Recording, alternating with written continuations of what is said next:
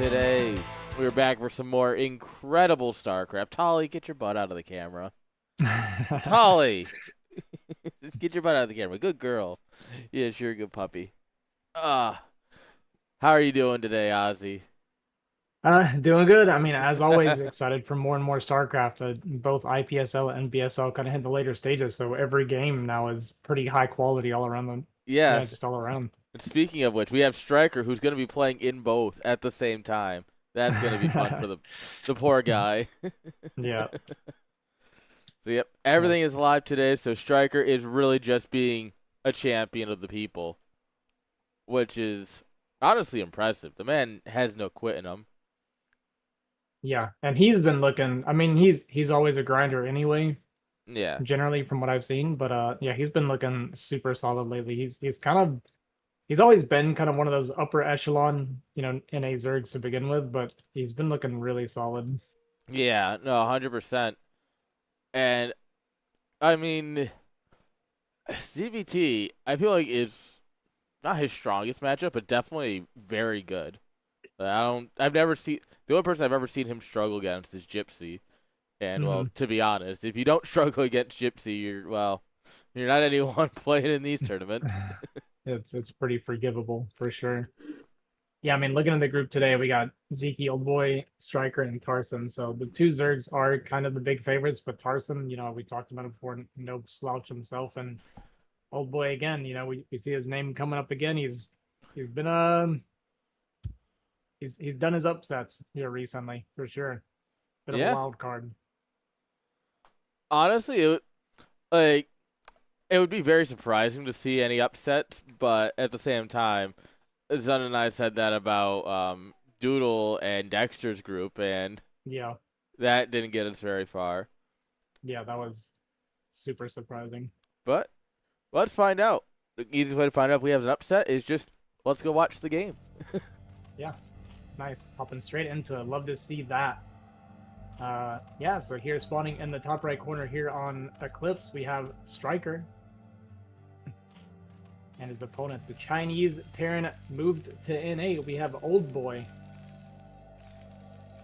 Like I said, I knew this guy in the Chinese group before he started, kind of doing the 1v1 stuff here, and his name is Dei Zhao. They call him Smirk. That's what they call him in the Chinese group. That's hilarious. That's a great nickname, honestly. Yeah.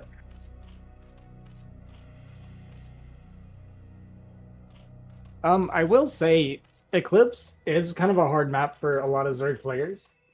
It's very hard to get beyond 3 base on this map, so you're almost forced into playing that Hydra Defiler style a lot of times, Yeah. which I personally find I really, really like playing against that style as Terran. Really? Mhm. Why? What? Like, tell me about it. What do you think? Well, I think for me, part of it is because as a BGH player, this is what I always played against anyway. I was always playing Biotank against Hydra Lurker. Oh, okay. Like it happened a lot for a while there, so it's just more like comfort fighting it. And the big thing I feel like when you're playing against the Zerg style, Zerg wants to do like the big battles with your bio where they're getting like the big plagues and the swarms and stuff coming down. True. The Yes. smaller skirmishes like heavily favors the bio against the Hydra. But the big fights is where the Zerg can get all their big value. So you're kind of like wanting to set up siege tanks kind of everywhere and fight them in pieces and kind of make them Interesting. not have that big fight. And that's kind of how you play against. Oh, we're actually going for the gas steal. Yeah, it's cheeky. I like that. Yeah, it's interesting because I like doing this. Okay. Not very Because BGH of you. Or is it? Am I just out of the BGH meta, maybe? No, there's 2 gases, so you can't steal it on BGH. But I like, so for me, like I like stealing gas because it screws up the muta timing, right? Like now Striker's lair timing is just going to be kind of jacked up, right? Yeah, because he can't really get a gas until his natural comes online, or he gets this with Lings, both of which are going to take a hot minute. Exactly. So it's like you can do a later eBay timing when you do this gas steal. He's just trying to get more HP on it, so it's harder to kill. Yeah, I hope he doesn't finish it by accident. Yeah. That being said, I was told that it's bad. I've had every Terran player I've ever talked to tells me this is bad to do. Oh yeah, Um, that's because they're no fun. yeah, yeah, pretty much, right? Because this is like the response, and I was actually even told that Zerg can just take third on location, and you can't like do early pushouts to punish it very easily, because your timings are a little bit screwed up by doing this gas. Yeah. And he's like kind of playing with it. So we got nothing better to do, or what? We're just playing with our refinery. Look, you know, what man wants to do, I'm not gonna tell him not to. Now, if he remembers to cancel this right as it's about to die, that's gonna be so good for him. Yeah, I would expect that he surely would remember to cancel. I would hope anyway. Yeah, But, at this level, Striker most does have people his. do.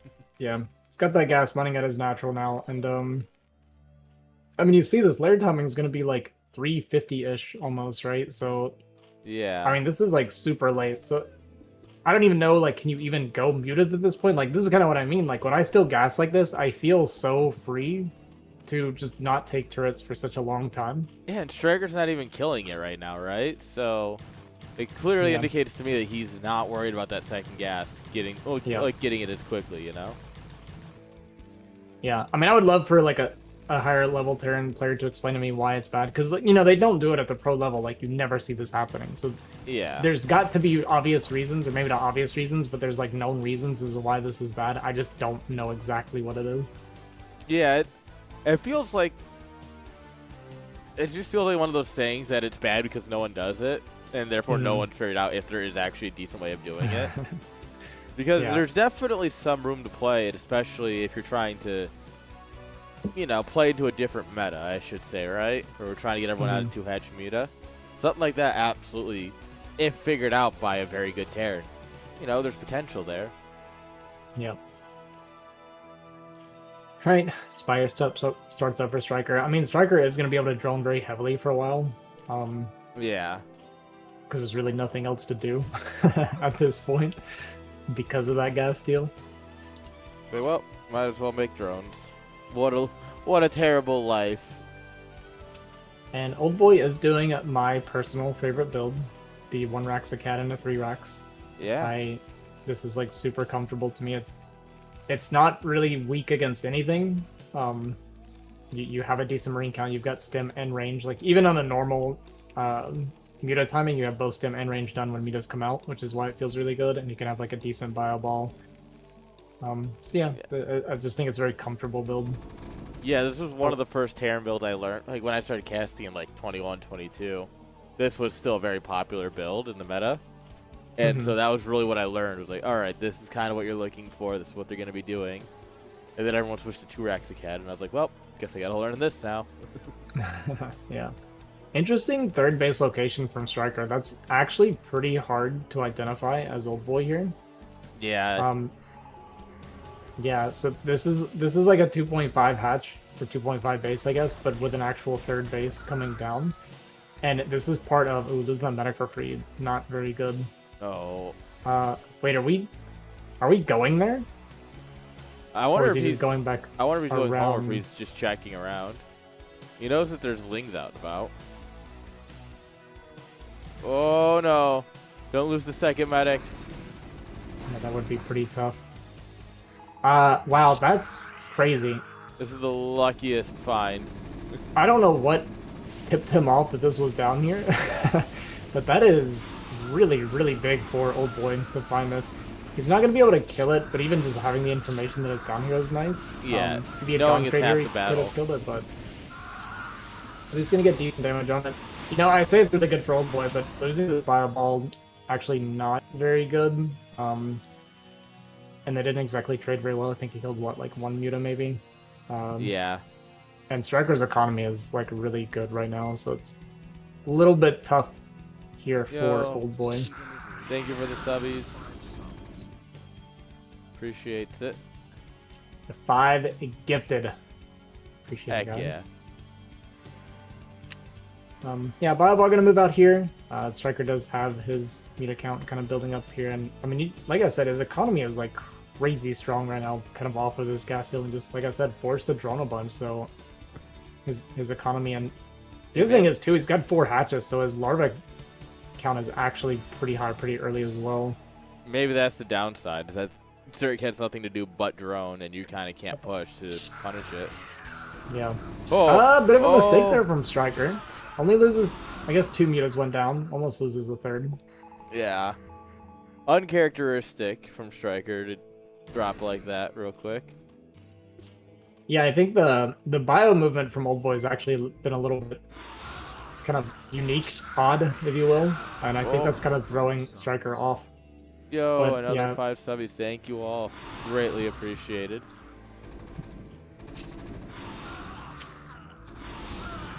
We are bleeding off. off. Good day of StarCraft. Yeah. It is. Look at this. He's pulling the bio ball apart while he's transferring drones. Mm-hmm. Like, Yeah, yeah, nice he lost cleanup again 6 for mutas Striker. total, but like, he killed everything but these 2 fire bats and a medic. Still has his base operational. Yeah, that's the thing, right? Like, he's bleeding off some mutas, but the amount of bio that he's killing while having this super strong economy, like, he's droning while cleaning up the bio ball, right? So, Yeah. you know, the muta ball is not super big. He is making a couple mistakes, though, as far as bleeding off some mutas. Oh. Get around. Which, again, like you said, not super characteristic. And the 1 bit. That's huge. The bit, I should say, singular. The bit. You know what they say, every bit helps. Yes. So, I love when people take like a thing that's like comical or just does something, right? Like, yeah. Samsung has the wall, so you can order the wall from them. It's like the giant LED walls. Mm-hmm. And yeah. so like you have the bit. The bit.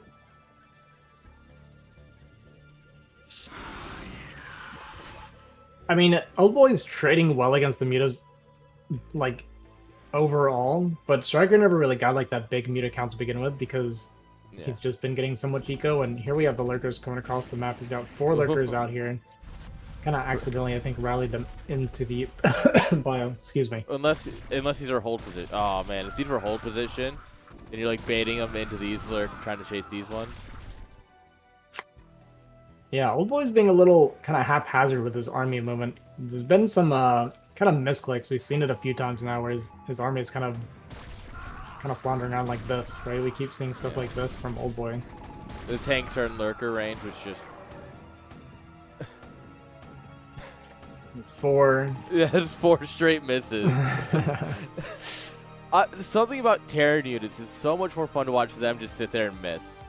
Maybe it's because they have the most reactive, like the tank shot is like a poof, right? And the marine shot is like they're very detailed. What is that tank doing? You good, bro? Yeah, maybe it's just because they're more animated, but yeah.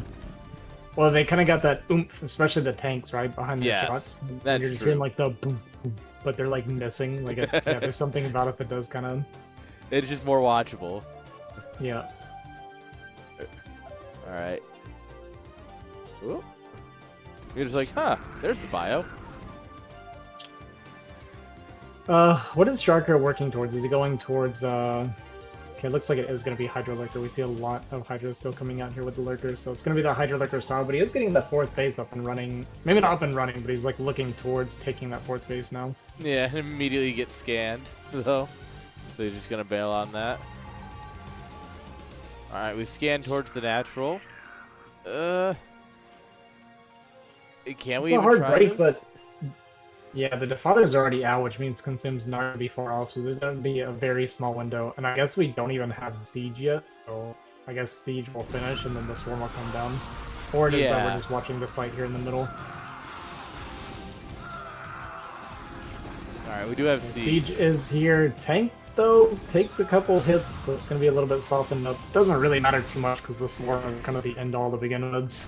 The Radiate coming down onto the mutas. Good split there from Striker. There we go. There's Consume, and that's the end of this push. Yep. Tanks have more or less served their purpose. Maybe not served their purpose, but their time has come to an end. It's the end of the era of tank. I mean, if it's Hydra Lurker, you still want to keep making tanks anyway. Oh man, these Lurkers are getting so much value on the backside. Yeah. Even a tank goes down as well. Yeah, these guys have just killed a bunch of reinforcing bio while we were sitting here watching the fight.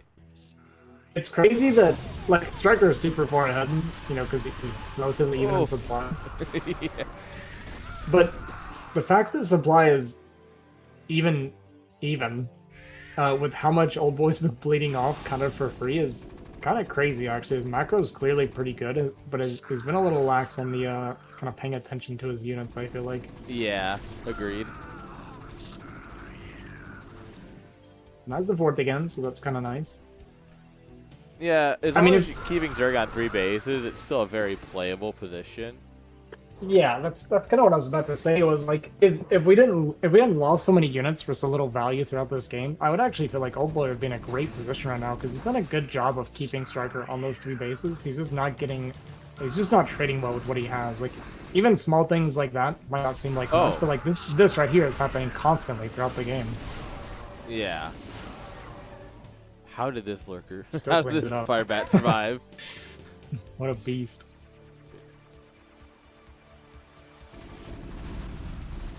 Alright, Bio here going to be cleared out of the drone. Burrow drone, that was cute. Yeah. Like that even comes out a little bit early, like. Yeah, it's like, oh, it's safe almost now? Like taunting. Yeah.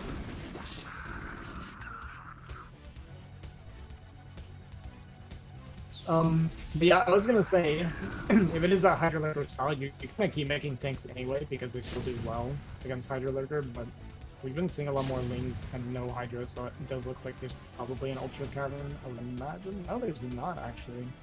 No? Huh. Okay. Interesting. Oh, that's full energy. Oh, God. Scourger's so stupid. That's just unfortunate. Clears up the Lings, gets a good irradiate, protects the vessel. Yeah, like a moment there for Old Boy. Alright, well, we can't make any more queens, apparently, so. Yeah. That when we kill the Hive, it's very hard for him to remake the Hive. But we made a second Defiler gun. Alright, so he's got another. He did make an Ultra Cavern here behind the gas, kind of tucked in. How did I not see that? Yeah, I saw the Defiler Mound building, and I thought it was a Nidus Canal, and the Ultra Cavern just popped out of nowhere. I swear that wasn't there a second ago. No, I agree, because I was like, what the heck? Oh. Alright, well that makes more sense, because I was like, wait, did we already have another Ultra Cavern, or what? I'm so confused. That Ultra came out way too fast, no? No, he's got a Carapace for him already. I must have just Did I not there. just see it hatch? I swear I just saw it pop. Guys, I don't know. Dude, Striker don't mind is a me, wizard. I'm losing my mind. Alright, we finally have Ultras, good cracklings, so we should be able to break through this position. Yeah, heard that vessel go down there at the top side. It got a drop, going to be going into the main base. But a lot of Lings already here in position, so as long as they're tracking that dropship, shouldn't be able to get too much value. Might go behind the minerals here. Actually, a second dropship. This comes in from literally nowhere. Units are just spawning in this game, it seems like. A couple of Firebats actually dropped out with this, so it's going to trade really well against these Lings. I did not expect there to be a couple Firebats, so this is doing really well, actually. Going to clean up a lot of these Lings. A few drones. Yeah, Plague is going to go down. He's going to snipe off that Defiler. And it's starting to look more playable than I actually expected it to be. I mean, Old Boy's got his third up and running. This drop is going to completely throw Striker off. And we're actually going to drop up the ramp here at this 12 o'clock base to get past the Lurkers, kind of force that unburrow. But Lurkers do reposition, going to be able to clean this up pretty nicely. And it's interesting because it's like, I feel like Striker's trading super well the whole time. But the tempo from Old Boy, maybe throwing him off just a little bit. Yeah. I love the random barracks here with the expansion. Old Boy is doing an incredible job here. Like, this definitely, like, his, first of all, his Ultra has been crushing it. But it definitely feels like his macro, more than anything else, is what's keep, like, you know, he's just able to make a lot of stuff and keep throwing it out there. And yeah, you definitely see a lot of potential here for Old Boy. Like, because his macro is so well, he's keeping up in a game where he hasn't been fighting super well. And it could be nerves, could be, you know, maybe not super warmed up or something like that, but you can definitely see, like, the same game with more cleaned up army control, and this could be a lot worse for Striker. Yeah, he's definitely a Terran to keep our eye on. If like in the coming seasons, in the coming event, coming games today, you know, like this guy's clearly got a lot of potential, and I think he can only get better. He's looking really good. Yeah, 100% agree. And it's funny because it's not like he's an up and comer. Like you've said, he's been around for a while. Maybe not in the 1v1 scene, but playing Brood War for a hot minute. Maybe. I only kind of met him a few months ago personally, so I don't know how long he's really been around. Oh, BC are actually out as well to pressure this base, and Striker is hurting on gas, guys. We're at like 50 gas, and we're not able to mine this third gas right now. Yeah, this is awful. Immediately taking this gas, you love to see it. You really just needs to find as many Ideally, yeah. Ideally, he's taking the top left here and really getting all that extra gas. I'm getting worried for Striker a little bit. This base is getting denied. He's sending ultras here to try to deny this base, but Old Boy's been able to hang on to it so far. He's got that extra fourth base on the way as well, and with this other gas going down for Striker, his main and natural are only going to be a few minutes away from drying up, and he's going to just kind of run out of gas. No pun intended. It's if he was better at getting rid of the vessels earlier, it wouldn't be as bad because he could just, you know, your defilers don't die nearly as quickly if you're denying vessels. But all of a sudden, you know, you lose, you know, your 1-2 defilers to irradiate, and that's all your gas. And you got nothing. You got no chance of coming back from there. Actually, does he even have any defilers out right now at all? I don't. It doesn't look like it, right? He doesn't have the gas. I mean, he's really kind of starving out. It's interesting because it's like I can't even say exactly where it was going so right for Old Boy. No. But it's clearly been going pretty well for him overall.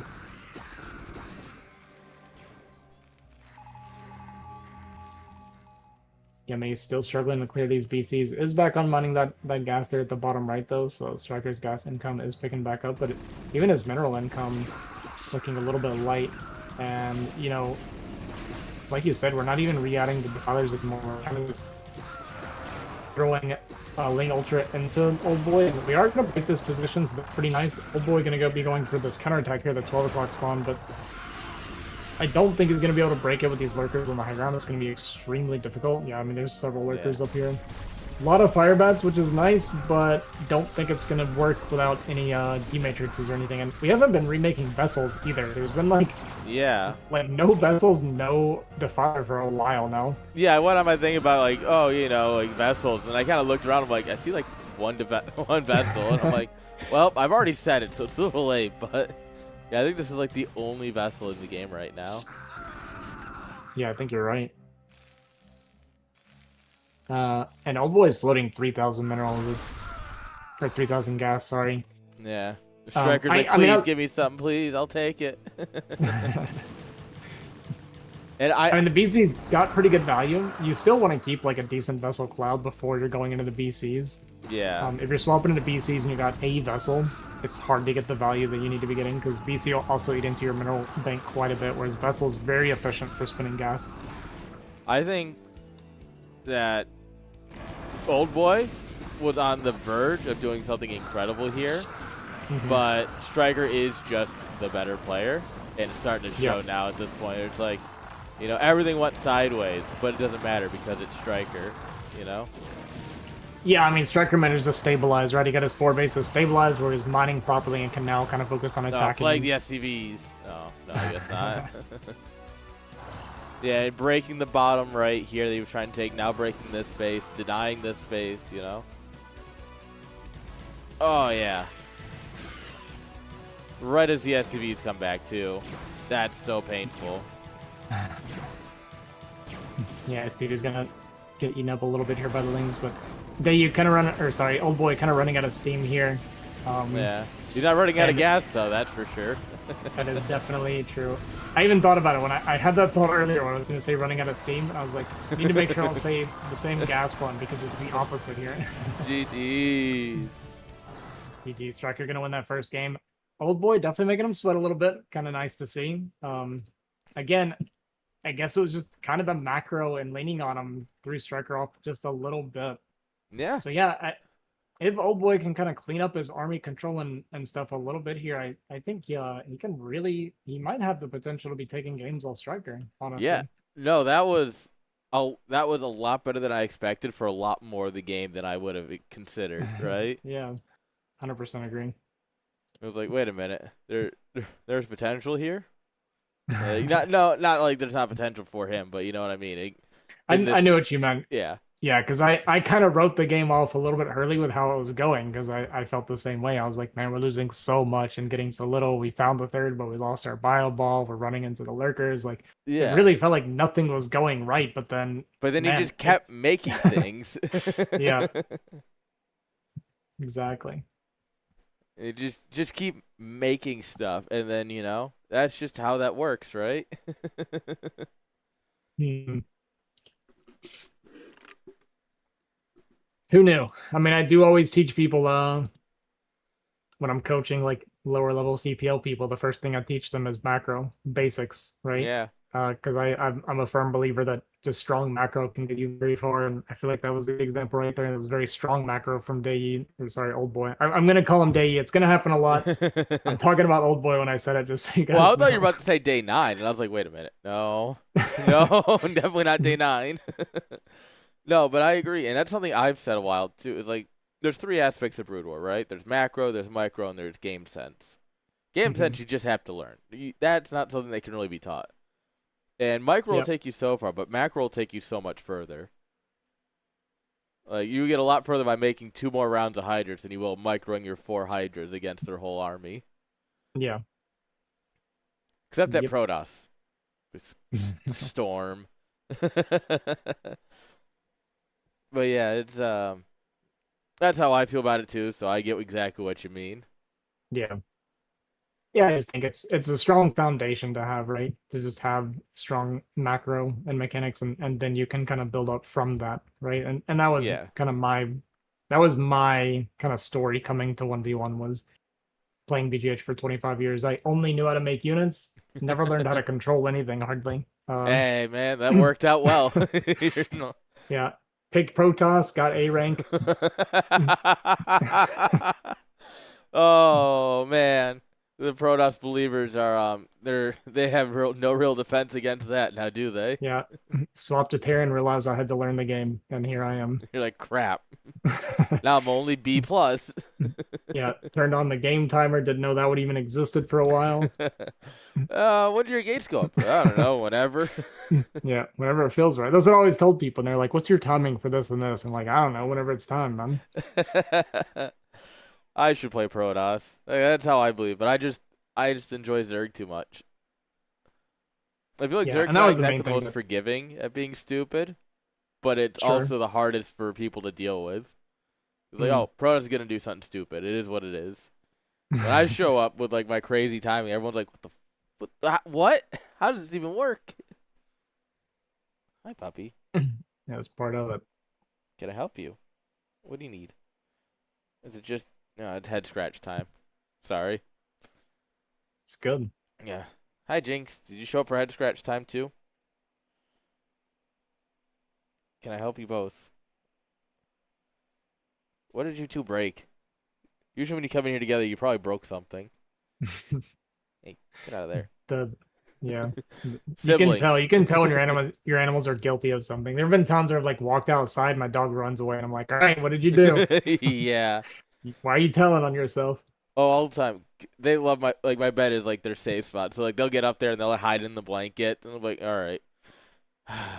Did you poop on the floor or something? Yeah. And they're like, oh, it wasn't me. All right, good girls. On the bed. Come on, up. Or is it time to go find something else to break? Hi, Jinx.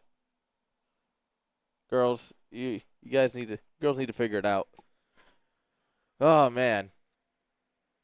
Well, Guess we should probably see what our next players are up to. We have Tarson and we have Zeke. What are your thoughts on that one? My thoughts are poor Tarson. I mean, I hold Zeke in such a high regard at this point. I've mentioned him before. I've been watching him a lot lately, and he's been involved in a lot of my stuff. And I never really paid attention that much to a lot of the foreign like top tier players. But Yeah. watching Zeke lately, man, he looks so clean up. I never watch Zerg streams. I will sit and watch Zeke play some games. I love watching Zeke play because it's just he's so fast, efficient, and he's just solid. So Yeah. it's gonna be tough for Tarson. Tarson, in his own rights, a great player, but Zeke is just simply one of the best in the foreign scene right now. Wasn't Zeke the one who did like the kill a drone when you start the game challenge against someone? He did it to Oh, Misters or Mish. oh They, yes. I Yes, think it was. Misters. It might No. have even. I think he attacked him with the two drones. His first two drones they sent across the map, and he ended up beating him anyway. And Mish, he's like an S rank Protoss too. Like Yeah, that's just he's how not high level Zeke is. yeah, Misters isn't a joke. But to Zeke, Yeah. it's like when Snow goes mad scouts against Artosis. It's the exact same mentality of just like, Exactly. I can't do the Yeah, Korean laugh, but like, I've actually thought about that quite often, where it's like some of my BGH games, like I'll see like a weak team or something, and I'll kind of goof around and like do things like scouts or something, or just something for fun. And it's like it's interesting because like I'll see a guy that's like 1500, 1600, and I'll clown on them, but then it's like Artosis is better than me.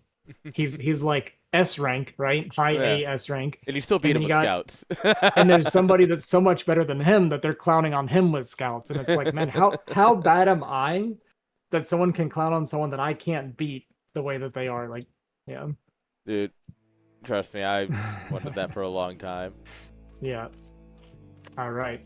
Spawning here in the top right corner, we have our Zerg player Zeke, one of the best foreign Zergs out there. And his opponent here in the bottom left, we have Tarson, our Terran player from Poland. Well, it is a free win for Poland, according to his username, so I don't know. We'll see how it goes. Yeah, it's going to be tough, but again, Eclipse is a good TVZ map for Terran, I do feel, so it's nice for a few reasons. You're guaranteed to get that first scout, so you can do a few things with that if you want to. And it's just kind of guaranteed that you get to respond to whatever Zerg is doing properly. Yeah. And it looks like it's going to be 8 depots, so it's going to be it's going to be 9 depots. Okay, so Okay. we might be doing 10 racks, but most likely going to be 11 racks here. Okay, let's see. I assume Zeke's going to go standard 12 hatch or similar. Mm-hmm. Yeah, I would expect 12 hatch. I've been when I talk to Hawk about it, it's like no matter what Terran's opener is, he's a firm believer of you should just 12 hatch against everything, and just learn to play it out properly from there. Yeah. Even if they're BBSing, he's like just 12 hatch and defend it. I mean, yes, I get that. That's a great mentality to have. But honestly, I'm not going to disagree with that. However, I'm really bad. My dogs have decided to say hello to somebody. But I'm what we call too bad to defend against most things. Like, I know that technically, like, even with 12 edge, you can defend plenty of like early Zerg rushes in ZVZ. And I just have no shot of holding any of them. It's like, yeah, it's probably better, but I'm going to die. Maybe one of these days I will get good enough to actually hold these things. But until then, overpool once in a while. And there's nothing necessarily wrong with it. Ooh. I think it's just going to flex on us with his moving shots. Mm-hmm. Is my audio getting any better? I do see it spiking some in Discord. Yeah, it's a lot better. You had just gone a little bit fuzzy there, so. Oh, okay. But Probably yeah, so my internet, but no way to know for sure. yeah, I just see it fluctuating to red and the for whatever Oh, reasons. Not sure. yeah, it's server connection. It could be. Yeah, I think it's a anything. Discord thing. But yeah. Anyway, so we got everything pretty standard looking. I expect more or less a pretty standard game out of these two. Tarson, at least from what I've seen, never really like a cheesy player. Yeah. I do have a quick update. Oh, yeah, go ahead. Sorry, you finish first. Mine's Well, I was not. gonna say Zeke's like super confident, right? So usually when someone's really confident, they're gonna play a more standard style. True. Turns out my dogs came in here to be cute. One of them did poop on the floor. So, haha, I knew it. Called it. You can just tell. You can just tell, man. Unbelievable. Yeah. It's inconceivable. Oh, is that a factory, actually? Okay, so we're not playing standard in this case. It's going to be some sort of mech build. Okay. I don't know if Tarson normally does this or not, but I do think mech, if you're not confident that you're, the stronger player, I think mech is kind of an easier style to play that can be very, very efficient. Yeah, mech is a style. It's one of those things that, I like to say, it requires more of your opponent than it does of you. Yeah, like I agree with that. You sit there, you hit siege, and that's it. Your opponent's microing around. It's the meme where it's like the one guy who's singing and playing, he got smashed in his keyboard. It's really just how it is. Yeah, it is. I don't know a lot about mech builds. I've never seen like this version of it. It's probably standard. I just wouldn't know. But this like kind of like normal looking CC opener into like a late factory, which I do believe this means that Zeke's going to be able to skip that sunken at least for a while. But it's kind of hard to tell that this is mech, especially because he's still making Marines. Yeah, he hasn't stopped the Marine production at all. But we got the armory, so it's going to be Goliath mech. But there it is. Zeke immediately looks over just in time to see the vulture. Yeah, this is actually kind of annoying for Zeke. Because you can't really make a sunken at this point. You're just going to have to try to rely on the Lings to deal with it. But in theory, with proper micro... Yeah, I guess there's no vulture speed. Yeah, so the Lings should be able to handle it. Yeah, Ling speed versus slow vulture is more doable for Zerg, as opposed to like if the vulture had speed. He's actually messing up his patrol micro just a little bit there. Let's get a nice streak. And I mean, if nothing else, this does... hits so far. Oh well. Why do I speak? You did this, Aaron. Yeah, of course I did it. Well, vulture goes down, unfortunately, for very little value. Courtesy of Aaron. You're welcome. Caster cursed it straight into existence. Yeah, Vita's going to be coming out. There's only one single turret here on the bottom side currently, but he did make a few lings, so it's at least going to even tempt me to count just a tiny bit here initially. Yeah. Is it 5? Yeah, it's 5 meters. The thing with if you go Goliath, you should be able to skip your turrets if your Goliaths are well timed. Yeah, or skip, you don't need very I should many. say. Yeah, you get to go light on them at least. But if you're not ready in position, he can get painful quick. Oh, absolutely. Yeah. Yeah, Tarzan actually managed to not lose the Goliath and kill a Muta there and get some decent damage, so it's actually a pretty good initial start here for Tarzan. Actually, a lot of damage on a couple of those Mutas. Yeah, and as long as and this guy's getting repaired, so that should be a fighting force back and ready to go. Yeah, Goliath get slightly in a position here so they can look to try to intercept some of these. We are up to that 70 meter count, so we can one-shot the SCVs, so a bunch of SCVs going to go down. As expected of Zeke, very strong meter control.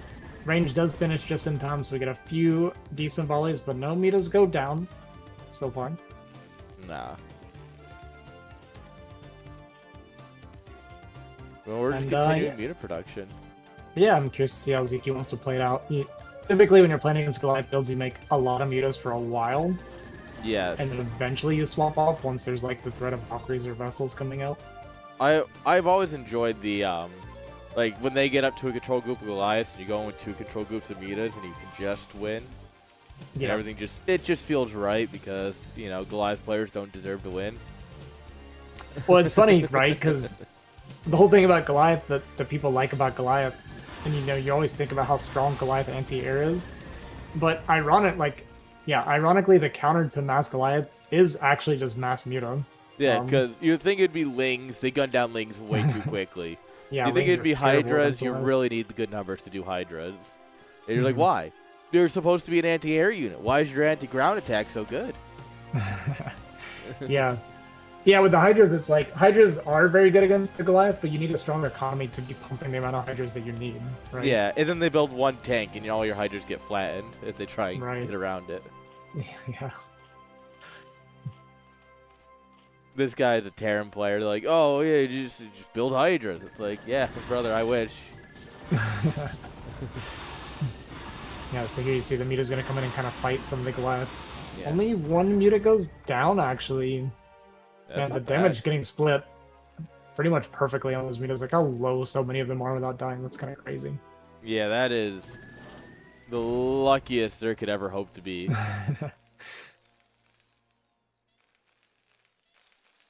right, so he's gonna start hitting from 2 angles at once to really start stressing the Goliath positioning. So he misses this a is couple actually- of shots there. He's really having a hard time not clicking on the eBay. Yeah, that was like a smart and cool play from Zeke. The misclicks unfortunately did, like you pointed out, kind of not let it get as much eyes on it. But he still showed the Goliath like he has to have mutas over here while actually setting up a second Flock to go into the mutas or into the SCV line. Yeah. So kind of a cool idea. Just yeah, about 3 or 4 missed swipes there, so not quite as much damage as he was looking for. I also we definitely just shot our own command center. Yeah. I think he got the cancel just barely before his own Goliath killed it, but Yes. but yeah, that was a little bit of a misclick there from Tarson. I was like, wait a minute, why is it shooting its ground attack? What? Oh, they're coming right back. Well, we're gonna have to cancel this one again. Nice timing on the cancel. It's like little things like that I think can be important, where it was one volley away, but he waited for the mutas to come back for the volley, then you cancel it, and it kind of makes the mutas click in a little bit extra and take some extra fire too. Yeah. It's the little things that make you a better player, right? And Yeah. those are exactly it. All right. We've prepped also, our Hydra transition. Oh, A go on. complete disaster if you mistime it. That's true. It's a very quick way to lose 400 minerals. Yeah. You're risking 400 to kill one muta, essentially. And you know what, though? The 1 out of 10 times where you cancel it perfectly and it works, you feel so good. You know? The other 9 times, you're like, God, I suck. That one time, though, you're like, I am the king. Gotta practice it somehow, I guess. Alright, so like you pointed out, the Hydra transition is in effect now. His drone count probably looking pretty decent. Yeah, it's pretty decent. It's not like super saturated, but it's okay.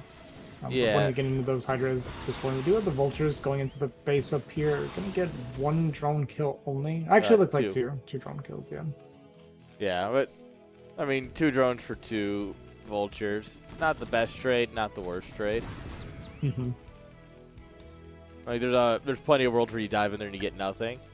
Obviously, you want a little bit more for 2 vultures, but, you know.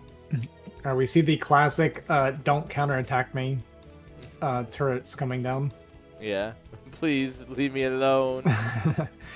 I want to leave my base, don't counterattack me. That's what these turrets mean. The thing is, though, when you have enough mutas, there is no such thing as enough turrets. It's like an arbiter, right? If arbiters work the way Artosis thought, like, mutas work the same way. It's just you have enough of them, and then, yeah, you just burn down every turret. Thank you for saying that. I will once again bring up my favorite Hawk quote. Okay, Hawk says a lot of things that I think have a lot of good meaning to him, right? He understands the game very well. Hawk says a lot of things. He says a lot of things. He has a lot of love Hawk Hawk. takes, as we call them. I love Hawk so much, though. But my favorite one will always be, and I know you guys have probably heard me say this like a dozen times already, but I just love it too much, is if turrets were so bad, because, you know, Terran players, we're always complaining about how bad our turrets are, right? And Hawk said, if turrets are so bad, then why does Terran make so many of them? I'm sure there was a Terran in that voice call who was very upset that he said something like that. Yeah. Yeah, but Oh, good old Hawk. good old Hawk. He ain't wrong, though. They hated him for he spoke the truth. We have a pretty decent setup here for Tarson. I don't know if he's able to cover his third, though. We kind of have this like hidden hit squad going into the third base, yeah. But we are losing a lot of mutas here. We just kind of fly over the Goliath. Yeah, tries to focus down the CC, but the repair does come down. These two lurkers gonna get, or sorry, Hydra's gonna get pulled to the side, away from the irradiated. Oh, the vessel control is not there. Yeah, vessels go down, so that's a little bit painful. Taking a lot of SCV losses at this point as well. Not what you want as Tarson, obviously. Is going to be able to clean this force up at least. But like you said, he did clear like all of the mutas in the meantime because of a bit of a mistake there from Vyncke. Yeah. Actually, a big mistake, I would say. Which we remade a flock of mutas too, which is, I think, actually a bit more painful because now it's like, oh, I've lost everything and I have to remake these units that are at this point getting hard countered by the number of Goliaths because we went from close to 20 down to 11, you know? Like we lost the whole control group of mutas, and that's really where the strength is. And Vyncke kind of doing the classic, I just attacked you here, so I'm going to do it again because you're leaving here probably. Yeah. I mean, it's great because it worked. He was leaving. It works. Yeah, it works all the time. It's kind of like a little mind game that gets played quite often where it's like, oh, I just attacked here. And then you're thinking, well, he just attacked here. He knows all my stuff is here. He's not coming right back. But then you do. And that's how they get you. And you're like, psych.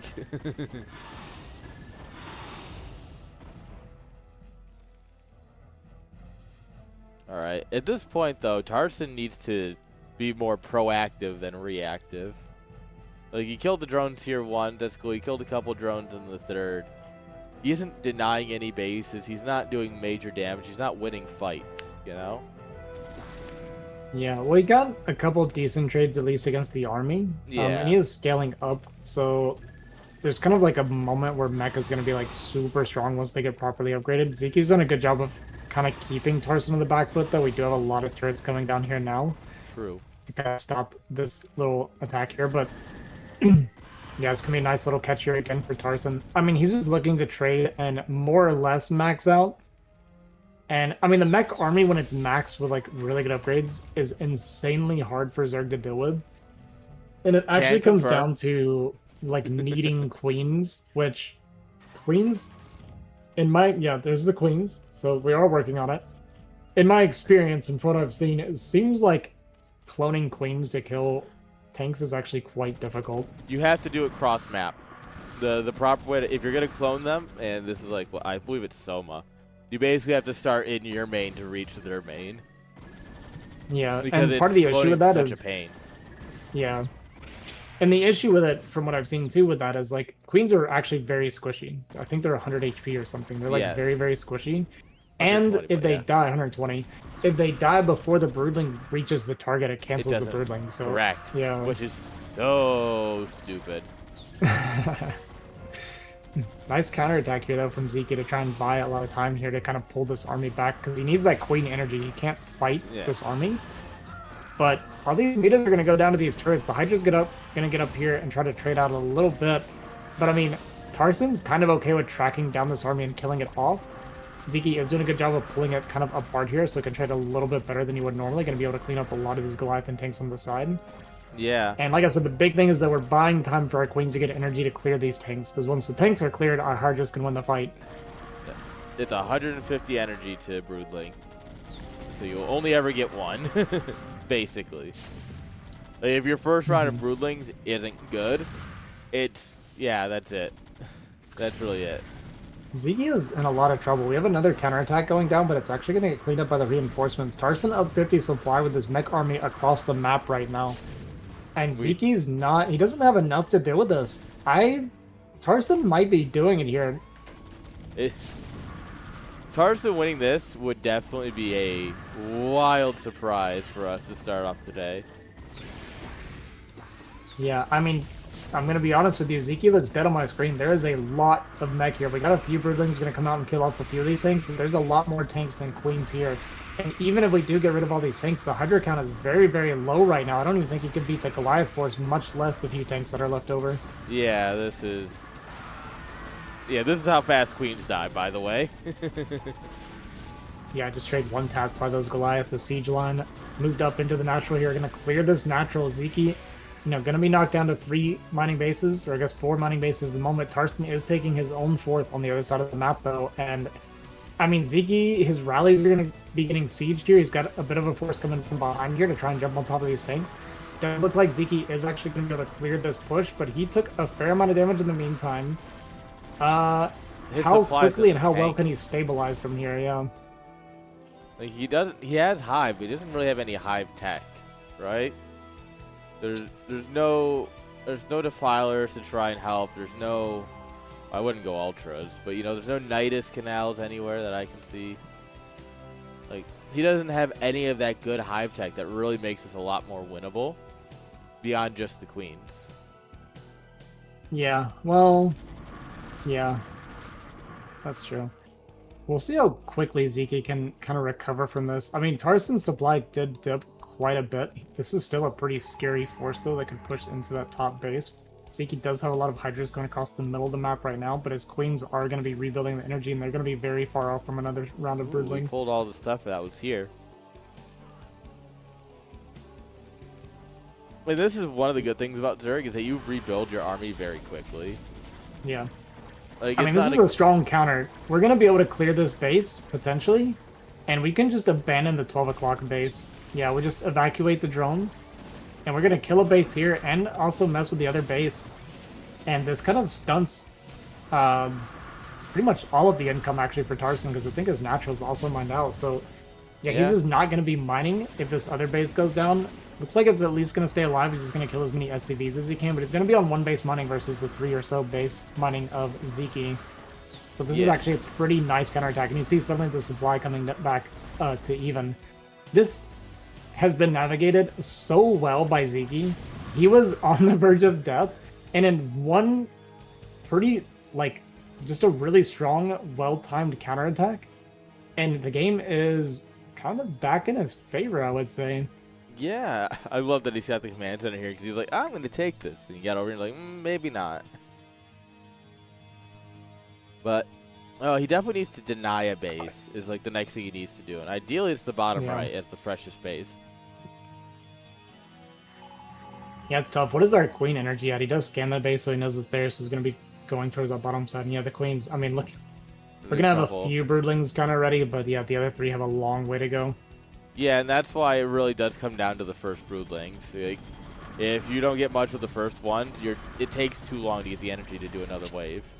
Nice pick. We got 4 tanks here pretty much for free. Gonna move into the natural. I'm surprised he's still committing. He wants to just go up the ramp. I thought he would kill these units and back up, but Vyncke full committed. He wants to go all the way in, so he's trying to get up the ramp here to trade as best as he can. We have all the tanks and Goliath coming back to reinforce, but Vyncke is going to make this extremely annoying for him to clean up.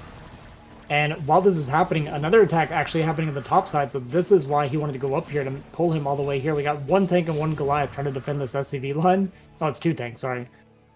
With those 2 tanks might actually be enough to hold on, yeah. Yeah, the tank was perfectly hidden behind the scoreboard. I couldn't see it. That is perfectly hidden, yeah. You're right. I was like, man, what is shooting that? Yeah. The Hydras are just disappearing. Where do I get this patch? Right. And at this point, you just don't let up. You just keep sending in wave after wave of units, and... Okay. Yeah, he's trying to keep trading into the army so that Tarson can get back to that critical mass where it's so hard for Zerg to clear. Yeah. So he's just going for these constant skirmishes while out mining him, right? Has that extra base coming down in the bottom as well. Going to start retaking that 12 o'clock base. And yeah, these attacks are doing 2 things. It's trading a little more efficiently than it would if the army was all together in one big death ball. And it's also just buying him time to keep growing and getting that extra mineral income. Yeah. It's, you got to be careful though. If you can just lose too much at some point. I played a game for CPL where that's exactly what happened to me. They went mech and it was a 40-minute game where I won the game 3 times, but they had like 10 tanks left at the end, and I had nothing left. I couldn't take a base. It was no bueno. We never got mines, by the way. Oh, that's true, huh? I don't know how mine's much different of a game strong. it would be, but it definitely would be a different game if you had mines. I mean, it can be good for a couple of reasons. You know, if you have the money to spare for it, he's just been really focused on. Oh, we took the CC. We officially have had 2 infested CCs in IPSL. Oh, it's beautiful. I don't think we're gonna get an infested Terran this game, though. Definitely not. Yeah. No. That was extremely unlikely. That was beautiful. I'm glad we got in 2 now. Julian did the Tartosis yesterday. Oh, okay. Yeah, I didn't get to see the games yesterday yet. All right, we're gonna get a push up here. Nice. We need Dribblings. You're gonna take out 4 of these tanks, and weakens that push up quite a bit. There's only 2 tanks left over, a bunch of Hydras. How much money is left at the third for Tarson? It's got to be getting pretty low, I would imagine. Oh, okay, it's about a third. Yeah, he's got a couple minutes left on it for sure. A lot of the Hydra's going to come up here. We do have 2 armor upgrades in the air, which is nice at least. Only 1-2 on the Hydras. What's the mech? Oh, also 2-1. Wow. Okay. Yeah, they're actually. So Zeke was down in upgrades for a very long while, and then like as he was getting pushed, he finished his upgrades, and that's really helped him take good fights here, I think. Man, I thought Tarson would have had much better upgrades at this stage. So I think that's hurting Tarson quite a bit, actually, that his upgrades are not where you would want them to be, because they just scale so well. Yeah, he just stopped getting upgrades. I mean, it's been really hectic. There's been so much fighting back and forth in his own pushing and stuff. He may have just forgotten about it. Either he forgot about it, or sometimes you feel like you're scrambling so much that you can't even afford to get it right. You need every unit you can get. Yeah, that's always the worst feeling, where it's like, you know you need it, but you're like, oh, I can't even afford that if I wanted it. Yeah. It's crazy, right? When these game states like that, where it's like you can get an upgrade which will scale the rest of your army for the rest of eternity, right? Like every single unit that you have, or we're gonna get another infested command 2 more Goliath. Yep, does look like it. And with that going down, that is going to be the last bit of mining. Yes, he's going to build an infested Terran. We're up to 3 infested command centers. And hopefully an infested Terran here in a moment. If Tarson's not looking, that's going to kill all of the SCVs, by the way. I'm very excited. Hopefully he rallies it into the mineral line. Yes, I'm hoping for greatness here. Yes, the game is happening on the right side, but this is significantly more important. There's nothing there to stop him yet. These Hydras are going to rally down into a tank. And he did rally it. Oh, no, he didn't rally. It goes in 1 SCV. How disappointing. He's building more, though. There's still potential. All right, Tarson is pushing into this base. Tarson doesn't have any more mineral income, though, so what you see is what you get. Whereas Zeke is mining on at least 2 more bases right now. Still actually mining 3 at the moment. Yeah.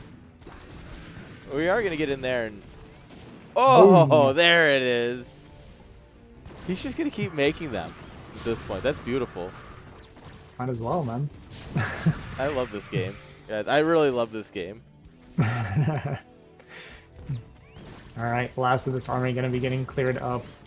And Tarson not GGing yet. Maybe he doesn't want to accept that this game is over, but when you have infested Terrans going to your mineral line over and over and over again. There was a guy who ran a what he called infested Star League, and everyone starts with an infested CC. It was chaos. GG's. That sounds kind of wild. All right, GG. I meed Zeke pulls it off, but man, I really thought for a second there that Tarson actually was going to win this game. Those first 2 games were a lot closer than I feel like they should have been, you know?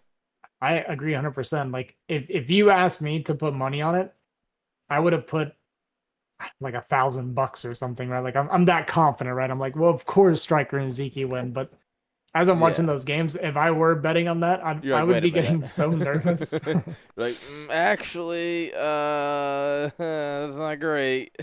Yeah, I really thought Tarson had it. I like Tarson a lot too. I mean, I like both of them a lot, so I'm happy either way. But upsets are always. I can't help but always root for the underdog. Yeah, and I mean, there's definitely a world where Tarzan takes that. Yeah, absolutely. Like it might not have been like it might not have been like guaranteed, but it was definitely a world where he takes that. 100%. Yeah, maybe some slightly better execution or reinforcements or better multitasking or something like that. Just a little bit of refinement on the push, and I think he absolutely could have won the game there. Absolutely true. And that's crazy. The expected result, but not the expected games. You know what I mean? Yes. That and that's best of ones keep it spicy like that. hmm And I like that a lot. Like, obviously because I love StarCraft, but like it is really cool that we have like it was that close. It really was. Yeah, yeah, it was absolutely. All right, guys, we're gonna go ahead and take a quick break here. We're gonna get set up for our best of threes. We have winners, losers, and deciders still to go. Don't go anywhere. We will be right back.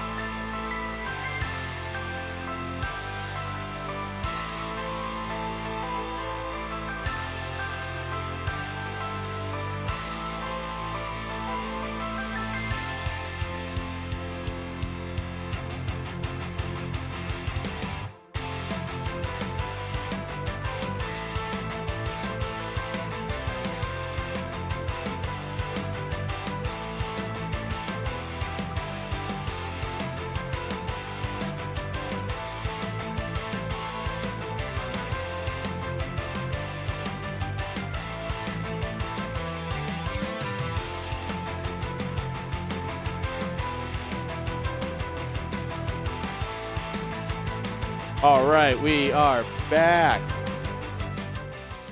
Welcome back, everybody. We're back for some more StarCraft.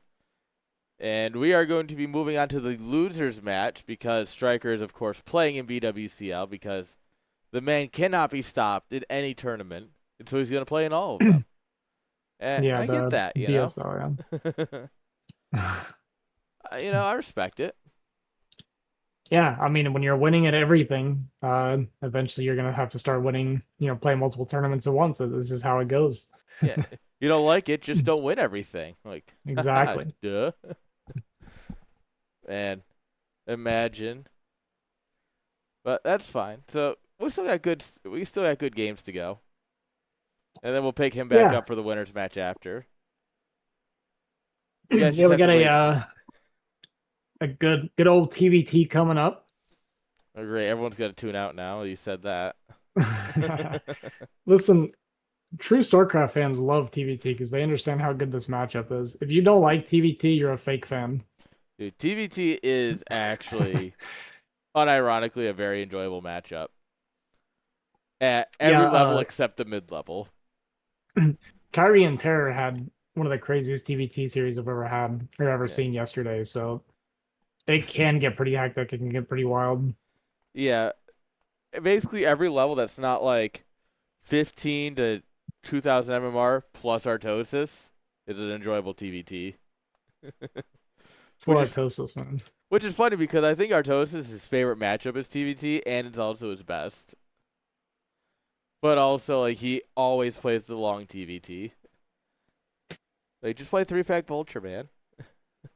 Yep. Just do it. That's what I would like. I would like people to do that to me more often.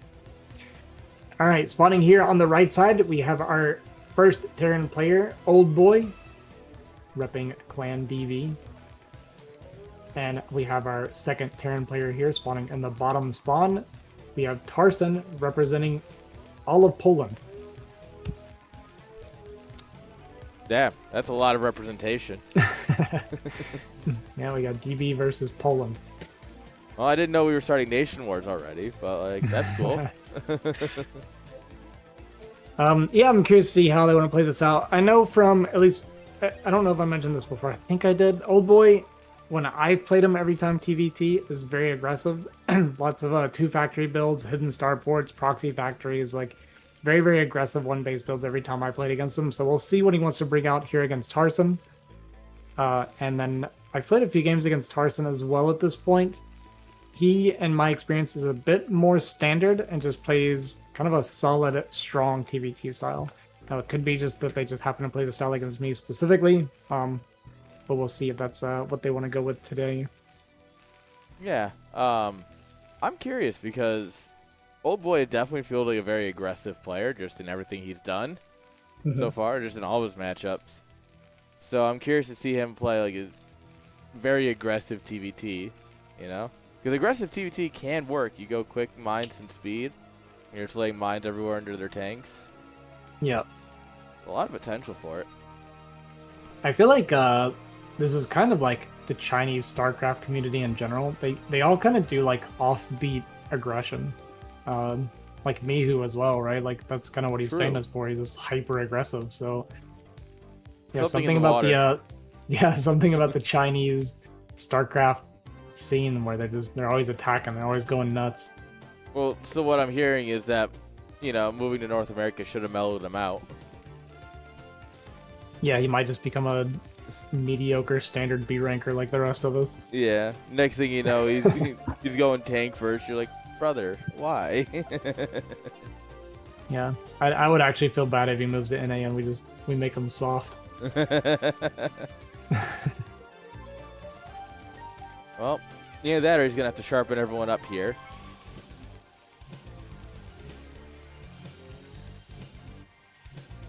All right.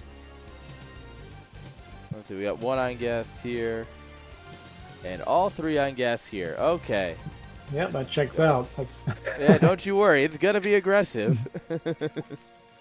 Yeah. So looks like it's going to be a normal 23-24 CC timing here for Tarson versus the aggression here from Old Boy. SCV is going to get inside. We did pull off of gas, to be like, hey, just one on gas here, nothing to see.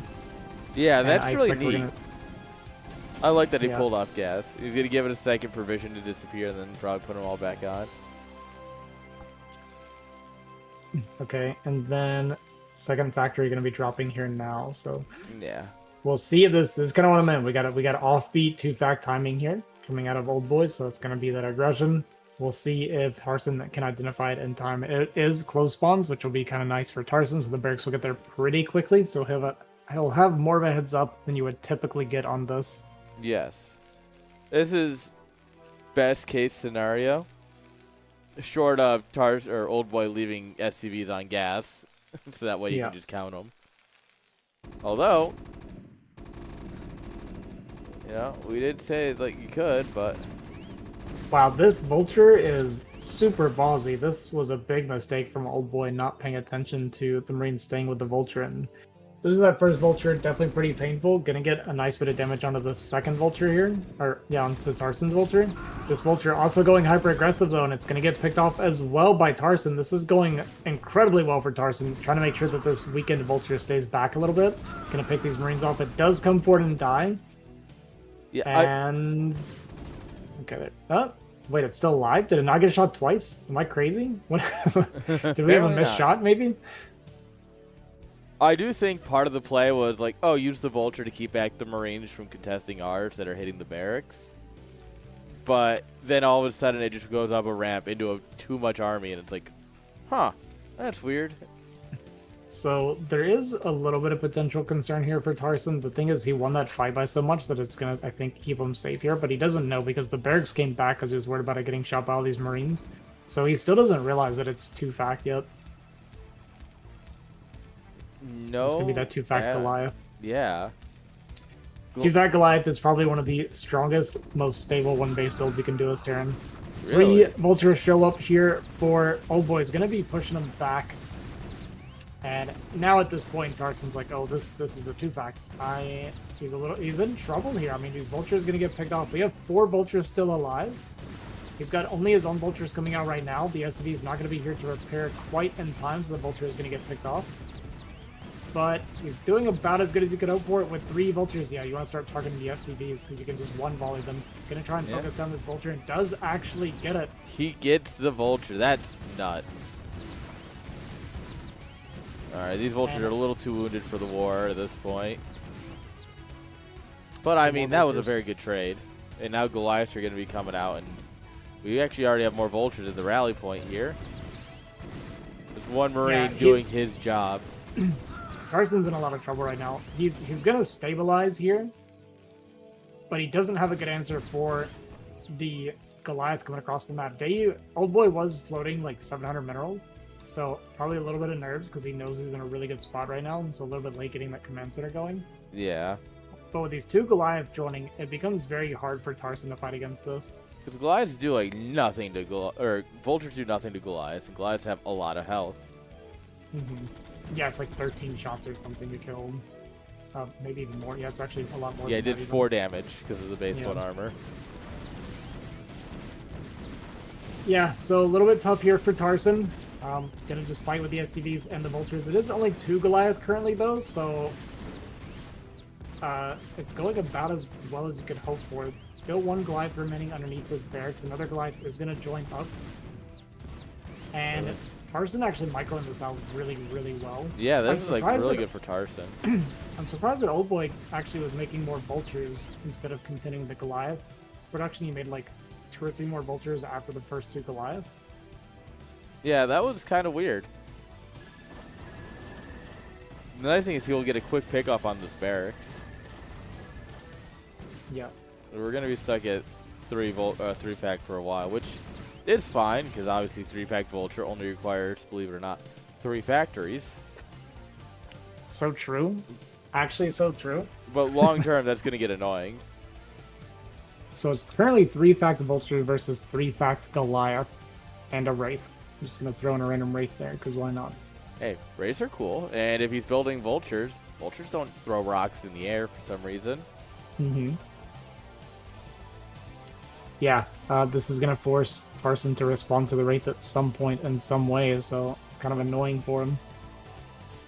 All right, we're gonna dive in here for the workers. So Yeah. there is a tank now for Tarson. Yeah, Tarson's going to try to push out because the amount of damage he's going to take from this. So he's not going to lose like a ton of SCVs necessarily. But the issue is that you still have to respond to it at some point, right? You have to get an eBay or an army up or something to deal with it, and it's going to be chipping away at you the entire time. So it takes a lot of focus, and if you're not paying attention, it will slowly add up those kills. Yeah.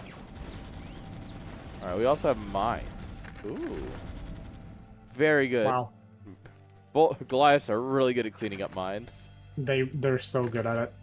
They're probably The best. They're both the best and the worst at the same time because their AI can bug them out sometimes, but if you're paying attention to them, they absolutely destroy it. Ooh, I really like the dropship follow-up, actually, with this. Just go a bit more south. Yeah, just go a bit more south. Wait, this is really smart from Old Boy.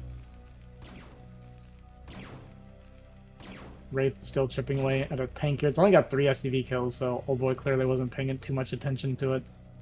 Yeah. Goliaths are going to come out now. Bad news. Nice awareness from Tarson to be just aware that this is a possibility. Perfect timing. He sees a Wraith and he starts to prepare for the Goliath. Gonna drop in the mineral line here, but the tank pops out as well as these Goliath come back to join, so this is not gonna find much damage. I think only a couple SCVs going down the... Oh, that's what we wanted. That was the best option there. And we're gonna get out because the Goliaths are stuck. Man, that looked like super well defended, and then it turned out not great. Yeah. Oh. Gonna go for a bit of a vulture run by here. Is Tarson gonna clean up that vulture and get inside? This is a lot of speed vultures getting inside, so a lot of SCVs could definitely go down. We'll see how well the targeting is.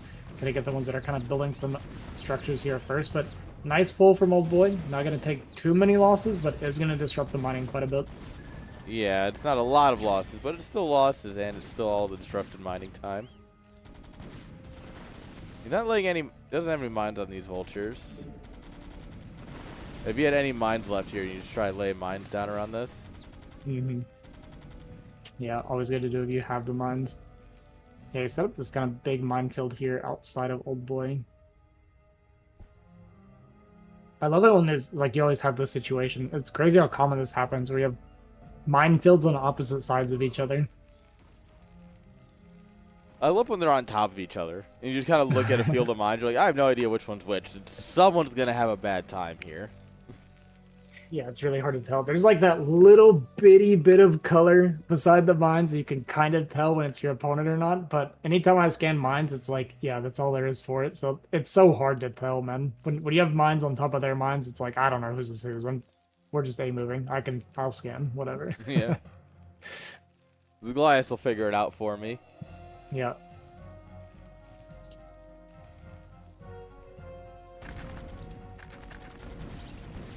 Yeah, quite literally, the Goliath will figure it out for me. Mm-hmm. Oh, the Goliath didn't figure that one out. It's like round move, man. A lot of damage, man. We almost lost another tank. 3 tanks to 1 mine, or 3 units to 1 mine. Oh. Yeah, that hurts. That tank just saw its life flash before its eyes. No, I had my CPL match against Razoi, and I did not play very well. And I moved commanded into a bunch of tanks, and I don't get very mad when I play StarCraft. Usually I'm disappointed. But something about mines connecting with your army, It's when just you're playing so tank infuriating. it makes me so mad, dude. I don't know why it does, but it's like the most angering thing to me in this game. There's nothing else that makes me more mad.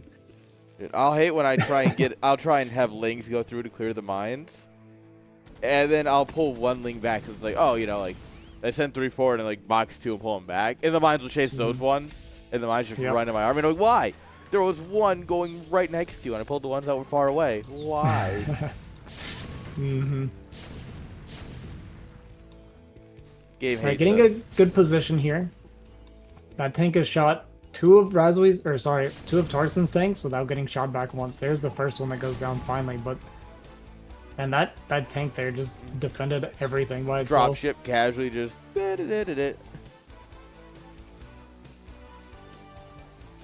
Yeah, only the single tank in the mineral line right now. Is it going to be for Goliath? For Vulture? Okay, do we lay a mine down? Because I'd love to see a mine. Oh, we do have a mine. We should. Yes. Oh! Oh! Oh my god. Oh, that was hot. Alright, a lot more SCVs go down to another mine. This time it was actually our opponent's mine, at least, for whatever that's worth. Yeah, you know? Yeah.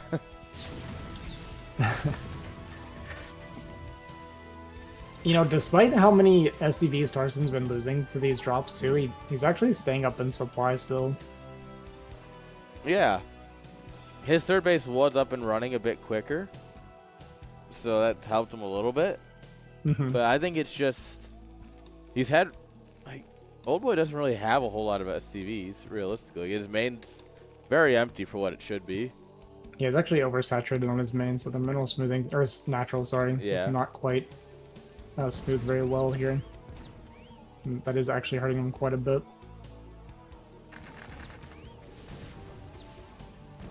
I will deny a fourth base attempt here. Yeah, this game has the potential of dragging on quite a bit from here. It is just the TBT experience. 1 hour TBT for sale. It's so funny how often this happens in TBT, by the way. Like, it seems like in 99% of the cases, no matter what the openers were or what happens and how much damage somebody takes or whatever, It would just end up here somehow. they just normalize. Yeah, you just always get here. It's just all routes lead to the same thing. we just get here one way or another. And this is why I always say that this is the most balanced matchup in StarCraft. Like in all of StarCraft, TBT is by far the most balanced. Yeah, I think that's a surprisingly accurate take that no one's ready for. Yeah. One thing, though, to note is that the map isn't split 50-50. It's more like 70-30, which is what Tarson's looking to fix here. Cool. And that is one thing about Dominator in general as well is there is no such thing as a perfect map split on Dominator. So it's forced to go one player's way or another. Yeah, I think 3-player maps make the most dynamic TVTs. Yeah, they can. A lot of the 2-player maps are actually pretty good for it. Maybe not Litmus as much, just a random 2-tank drop down here. Like, there's like these little drops that is just to make Tarson do something about it. You know what I mean? Like, it's just annoying. Kind of just taking some focus from Tarson. The tanks somehow split their damage as well between the 2 tanks. I don't even know how that happened. That's crazy. Insane micro. It's the only answer. We're building a Wraith to deal with the drop ships. I like that a lot, actually. That's a good response from Tarson. Yeah, that's all you can do at this point. Let's say, please stop annoying me, Wraith. Go, shoo, go away. So what's the answer? A turret. And he's shooting the turret, not the SCV, right? Yeah, he's shooting the turret, which means the turret's gonna finish. I love this game. Yeah, Tarson is showing us that he has superior macro, at least. Getting a pretty big supply lead now. We sent reinforcing SCVs to help repair. Is that an eBay? Yeah, it's going to build an eBay. I love, by the way, that we're building this eBay here. If you look slightly to the right of this position, there's an eBay. Yeah. It's okay, though. It's okay. I'm glad we're investing all of this for one mine to come in here and delete it, basically. Yeah, and the map split is going more and more in Tarson's favor as this goes on.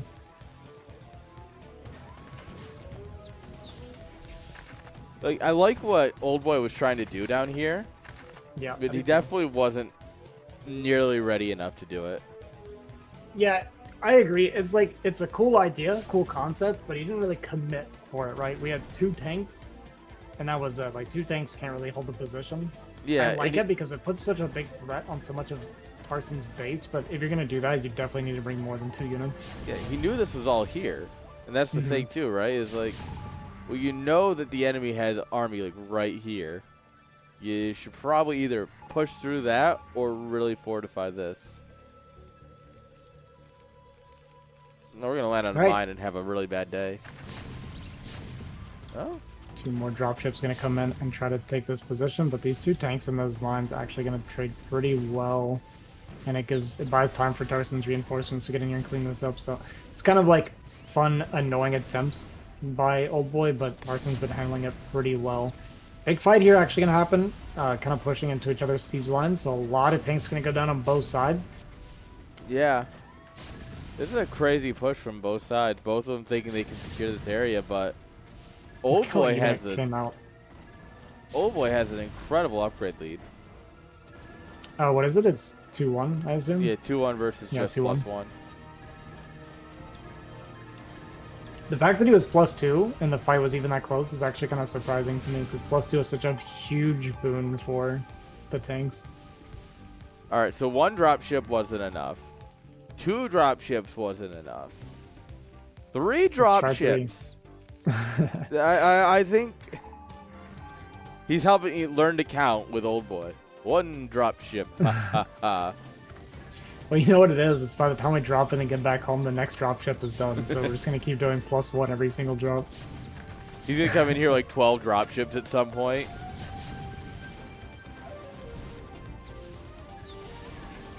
Oh, if we can snipe the dropships for free here. Yeah, it's always pretty good to do. Woo! And is Tarson going to even be able to clean this up? Actually, not quite yet. Oh, the tank survives. Yeah, this drop is getting a lot of value. Tarson, in the meantime, though, is kind of sitting up here at this top spawn. If he gets this base dislodged, which it looks like he's going to, Old Boy doesn't really have a lot of... He doesn't really have any room to keep moving and growing after this is secured. Yeah, that's really all he had left going for mining. Like, this base, you know, half gone. This base, pennies, you know? What's he going to do, take the mineral only? That's all he's got left. Yeah, pretty much. So he's really relying on these drops to get a lot more damage. He did reinforce the drop in the meantime, but Tarson gets his own reinforcements back here, so looking pretty good for Tarson. Not great for Old Boy. All these depots are on fire, but not quite going down. Someone came through and committed a little bit of arson. Yeah.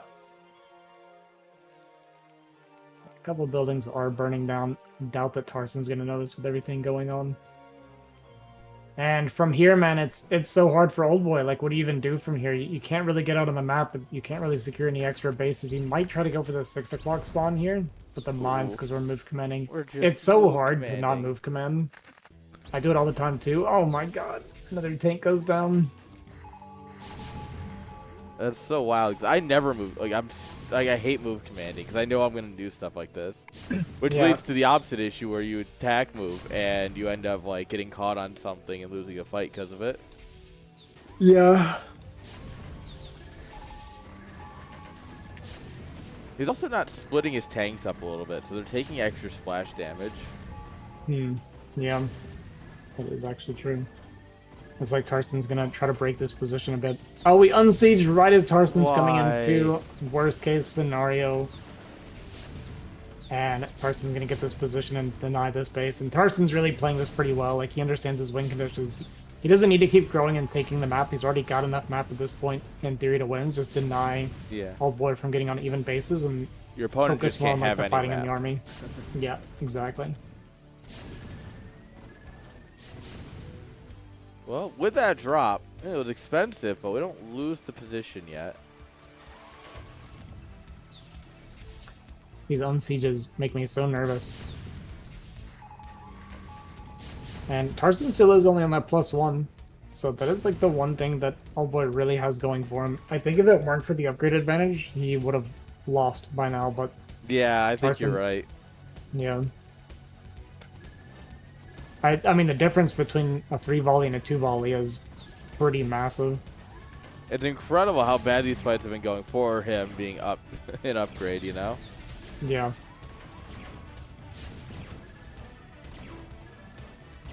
Alright, Goliath will win this fight. Donk. Tarzan sees that scan goes down and he's like, let me wait for that for a second. We want to use the high ground advantage here. You know, there's like this weird cat and mouse game that you play sometimes where it's like, as Tarzan, you're like nervous, like, oh, I want to move in and siege, but he might scan. But yeah, doesn't get the scan. Big volley comes down. Ton of tanks going to go down for Old Boy. Dropping down below 100 supply now, and we're getting just about there for Tarzan to close out the game. Does still have this annoying drop play going on from Old Boy. This has kind of been Old Boy's entire focus this game. We actually supply blocked him. Yeah. That's kind of nuts. I didn't really expect him to get the supply block. I was like, oh, he's just wasting his time killing depots. Turned out he actually ended up supply blocking him. Which, you know, isn't much, but that's more than I expected to happen. Yeah, it's something. But unfortunately for Old Boy, I just don't think it's going to be enough. I mean, he did get this base, like, kind of secured now. Kind of. Yeah. He's just going to keep fighting over this position, but, you know, we got these tanks here on the left side that are defending it pretty well now. Yeah, and I mean, you just lose enough army that suddenly you're not supply blocked anymore. GG easy. Exactly. But yeah, as you've been saying, it doesn't really matter because there's no way for Old Boy to get more resources. Like, this base is tenuous at best. There's no real way for him to continue expanding and growing his economy and actually producing the fight.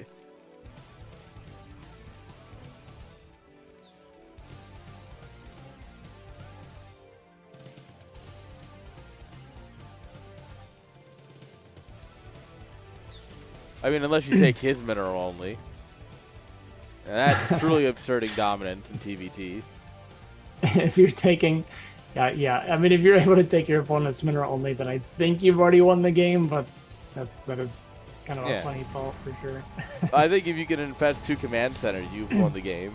But, you know, didn't stop it from happening. That should just be like an automatic win, right? Like, yeah, it's true. You know, like in Age of Empires, it's like one of the Age of Empires conditions, right? Where you like build the wonders or whatever it was, and then you auto win. Yeah. It should be something like that. If you infest a certain number of command centers, regardless of the game state, the game's over now. Yeah. You don't deserve to keep playing this game if you if you lose that many command centers, I guess. I feel bad, obviously, like, Tarzan really put up a fight, but, like, stop. How many command centers do you need to lose? Yeah. Because Old Boy was able to secure the 6 o'clock spawn, it actually means that our Tarzan does have to keep expanding. He didn't quite get the win condition that he wanted, so it does tack on a few more minutes to the game. He's like, dang it, I have to keep playing TVT. What a life. Dude, we've all been there when we're playing TVT, where it's like the game's over, and then they like get a drop off in a corner with like 8 dropships of Goliath and tanks, and you're like, oh, dang it, I'm still winning, but like now we just got like plus 20 minutes, like. Yeah.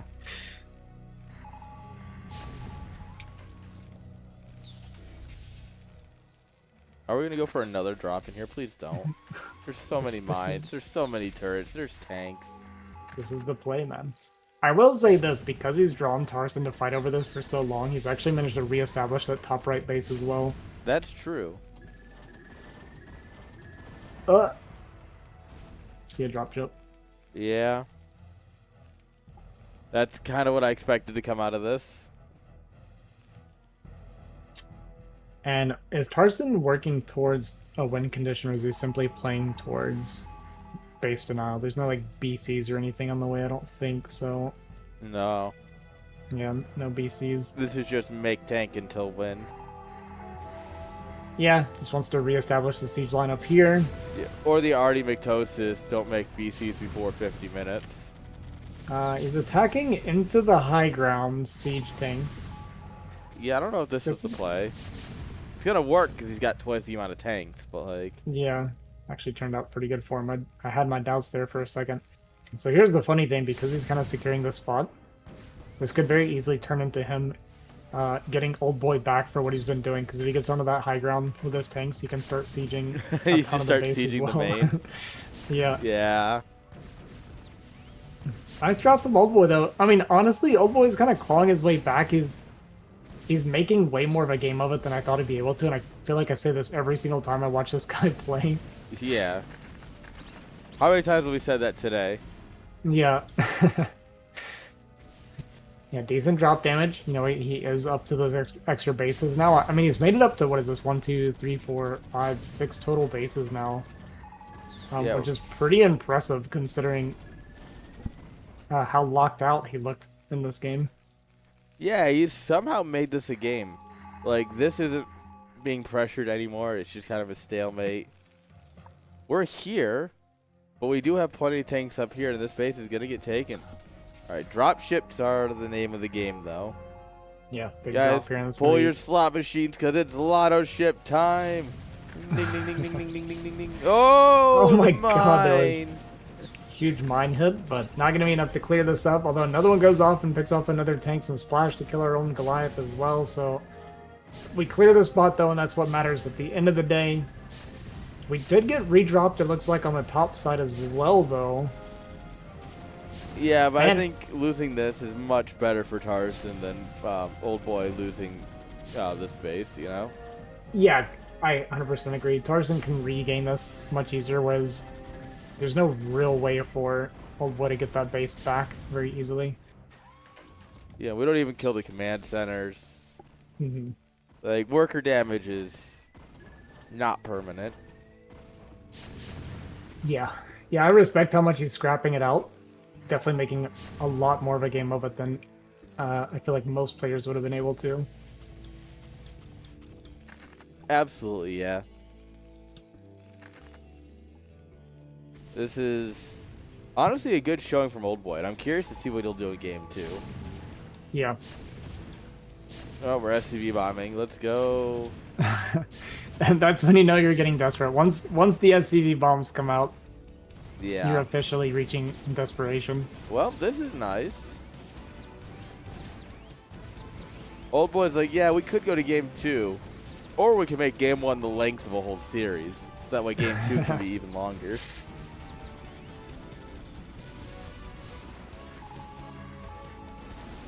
Yeah, to me it's really like his mind. Sorry. No, you're good. To me it's like he did almost break it, actually. Got very close, but we got a big Doom drop coming into the main here, and yeah, this is finally the GG move right here from Tarzan. Getting those drops on top of the production, coming through this SimCity is an absolute nightmare for Terran. Yeah. And look at this. This is what Old Boy's been trying to do this entire game, is just get something in here that will level everything very quickly. He's going to have these tanks on the high ground that actually help chip away at it quite a bit. Although it's just barely out of range. Actually, the tank on the top side, is that really in range? That's crazy. Those tanks, yeah, those tanks on the left there just shot each other. That's, yeah. I don't understand this game. Sometimes, I swear tank range is just, it doesn't make sense sometimes. Is it like scan where it's random? It's like, I think I can hit this today. Or maybe I can hit this time. Look at that. So that third tank on the left, that top left tank there, shot that red tank to the top of your screen. They shot each other. At the very top. The very, very top there where that little bottom is. Yeah, right there. That one on the left. Left. We're gonna find this one. That one shot that one. Yes, those shot each other. Oh shit, that. I thought you were referring to like this one that shot in here and got the one that That's was what I'm saying. They're so far from each other, you can't even tell which one I'm talking about. Yeah, look, that's in range. That's crazy. That's illegal. That is downright disgusting. Blizzard, please patch. Oh, man. Yeah, have you ever seen that video? There's like a video talking about tanks where it like shows some of the most absurd tank shots that like look impossible. And like pro play, it's actually a really funny video to watch. Alright, another big Doom drop here coming onto the space, going to completely wipe out that CC. Nice, satisfying one volley into the unsiege. I like it. I wonder if that's related to like how the game handles distance calculations, because it's like bunkers and stuff, right? They have longer ranges, they shoot down because of like the design. I'm curious if that's a similar if it's in the same vein as that, if tank shots work the same way. Yeah, I think they have the same range either way.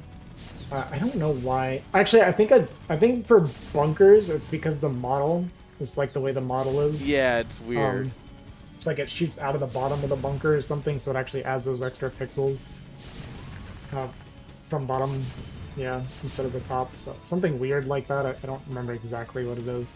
But that's one of the things I love about StarCraft is all the like jank design. Yeah, there's It's so what much of it makes where the you're like, game what? beautiful. Yeah. I mean, I'm still learning like new things constantly about this game. I've been playing it for like 25 plus years, and it's Oh like yeah, almost once a week. It's like I learn a mechanic, then I'm like, no, that can't be right, dude.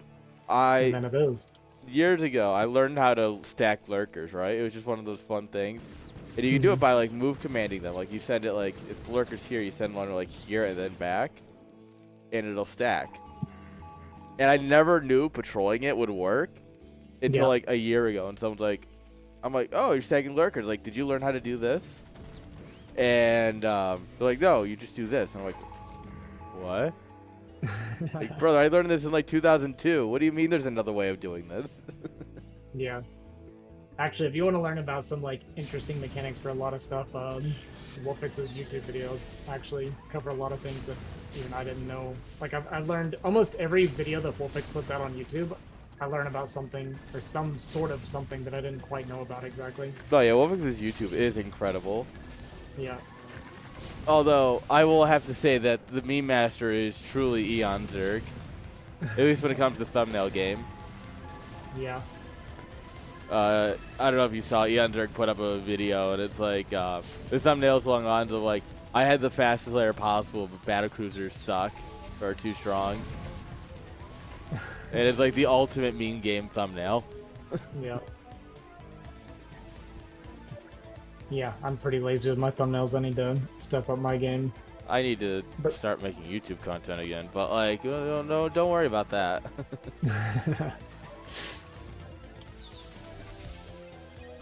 all right, well, old boy's pretty much run out of steam at this point. Tarson's sitting on max supply. Old boy below 100 and below 1,000 in the bank. And yeah, gonna go in GG. I think that's a healthy GG timing. Yeah, GG's. Very well played, game one. Yeah. Again, I've said it like a dozen times already about old boy, but that guy can make people work for it when the game shouldn't be playable. So I'm a little Yes. bit impressed. That He's that a game went a lot longer than it really should have. But he's a scrapper, man. hey, I love a good scrappy game. You never really know. Like with a scrappy game like that, you can absolutely still pull out a win.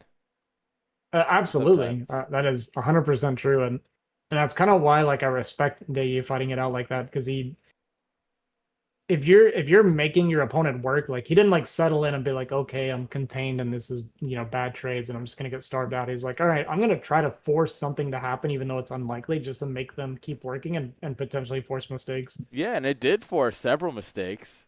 Hmm. It just, in the end of the day, didn't quite work out for him. H. No. Old boy says H. H.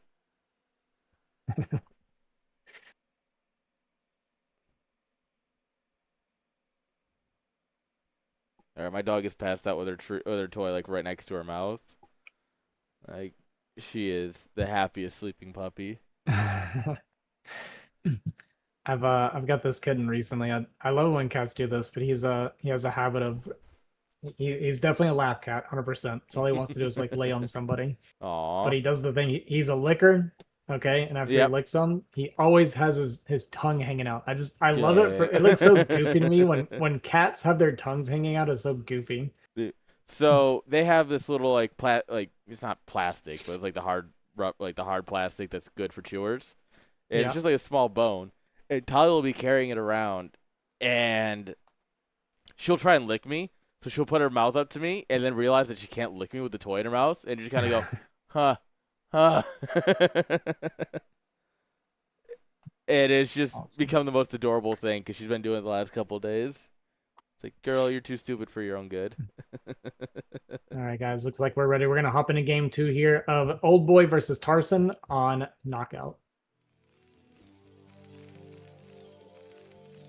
And spawning here in the top left corner, we have our first Terran player. Currently up 1-0, we have Tarson in the blue. And in the bottom right here in the red, we have our Chinese player, Old Boy.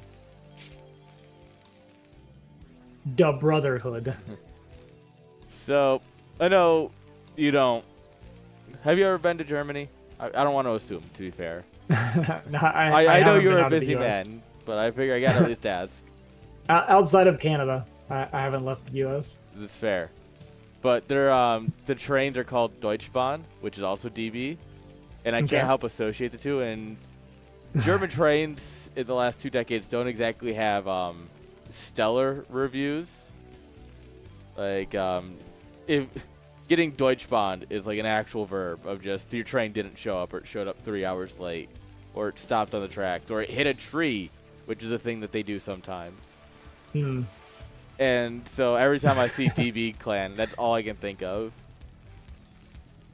I like it. Or I thought it stood for dodgeball for the longest time, to be honest with you. So, if you can dodge a wrench, you can dodge a Hydra bust. There's WD. I don't remember what they stand for, but I always call it Western Digital, like the hard drives. Mhm.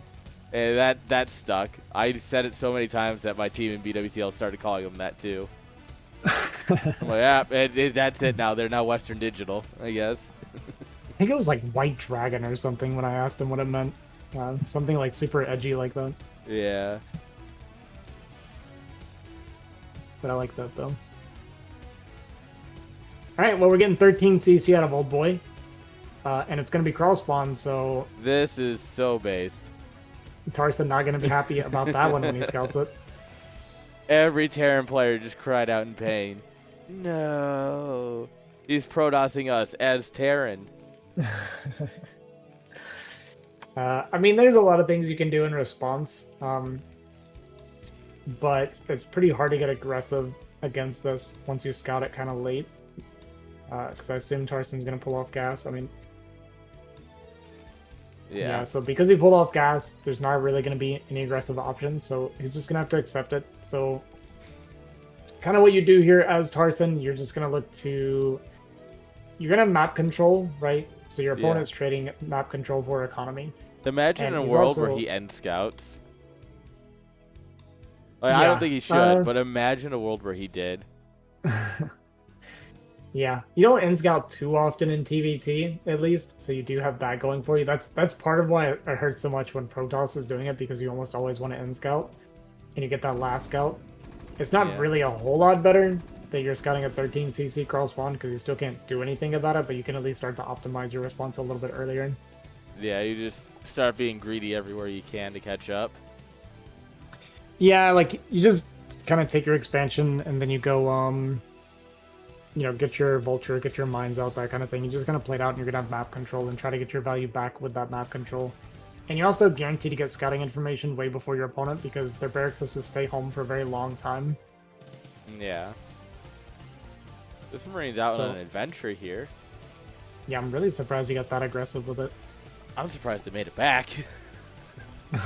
There's a world where he waited like 3 more seconds and then it gets caught by 2 SCV or 2 Marines and an SCV. Is he gonna make a bunker out here?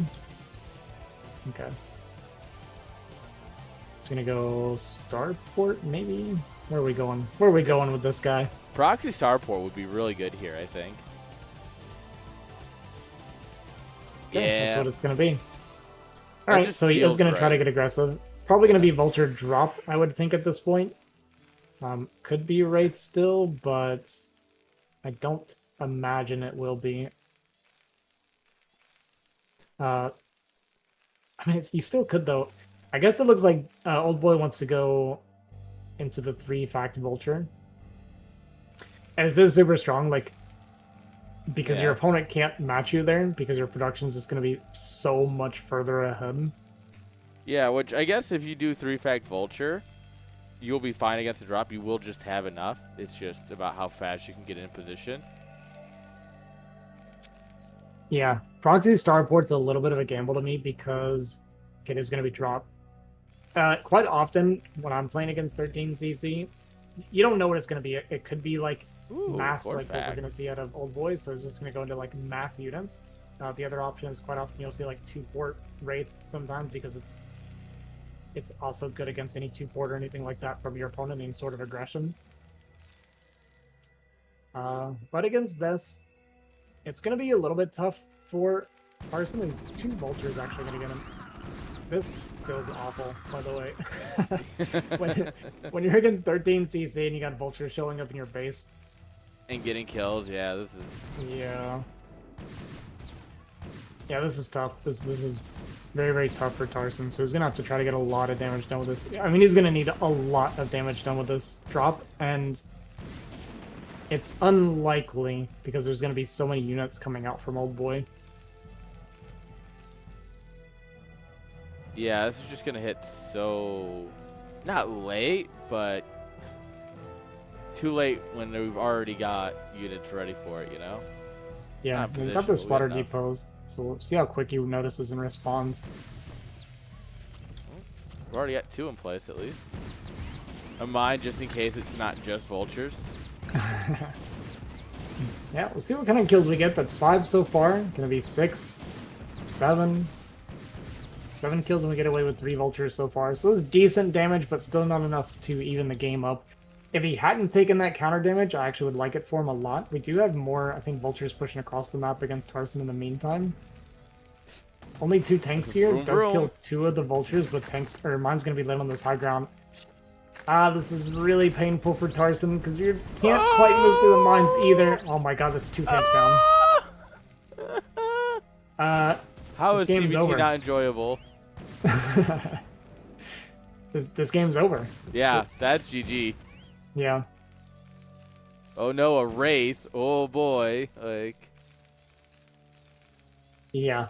Tarson's just gonna keep taking tons of damage. We got vultures running all over our base now, killing a tons of SCVs, Really, laying yeah. mines everywhere as well. He's got 1 SCV mining in the main. Yeah. Man, when you play against 13cc, you're not exactly ready to get aggressed on quite so early. What a perfect sandwich on that tank as well from those That mines. was so sad for that tank.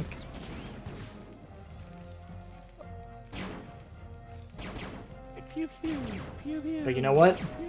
No anti-air here. Yeah. GG. Gonna be called. Oh boy, gonna tie it up 1-1 with the cross spawn 13cc into aggression. What a concept, right? Like you said, they really are playing a different StarCraft over in China, man. Even when they're doing eco builds, they're trying to attack you as fast as possible. The guy went 13cc and then has sent his first 2 vultures across the map. Like, that's the most psychotic thing I've ever heard. And Tarson definitely was not expecting that at all. No, and you know, it is really just the mentality of, no, I need an earlier CC so I can go quicker vultures, clearly. It kind of felt similar to when your opponent goes 12 Nexus 2-gate, and then it's like, as the Terran player, even though they went 12 Nexus, you have to play defensive because of the units coming out. Yeah, It's so sad. And you get over there, you scout it, you're like, oh, he made the bunker, okay, he's being very defensive, and then all of a sudden there's vulture in your base, you're like, the heck? Yeah, that's a Excuse bit of a me? heartbreaker. All right. All right, so we're gonna go to the final match between these 2, Old Boy and Tarson. Gonna be on Radeon for the final game here. Oh boy, in a final game, it's gonna be. That's for sure.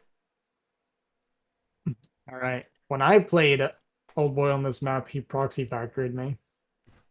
Let's see what he Really. wants to do against Tarson. Yeah.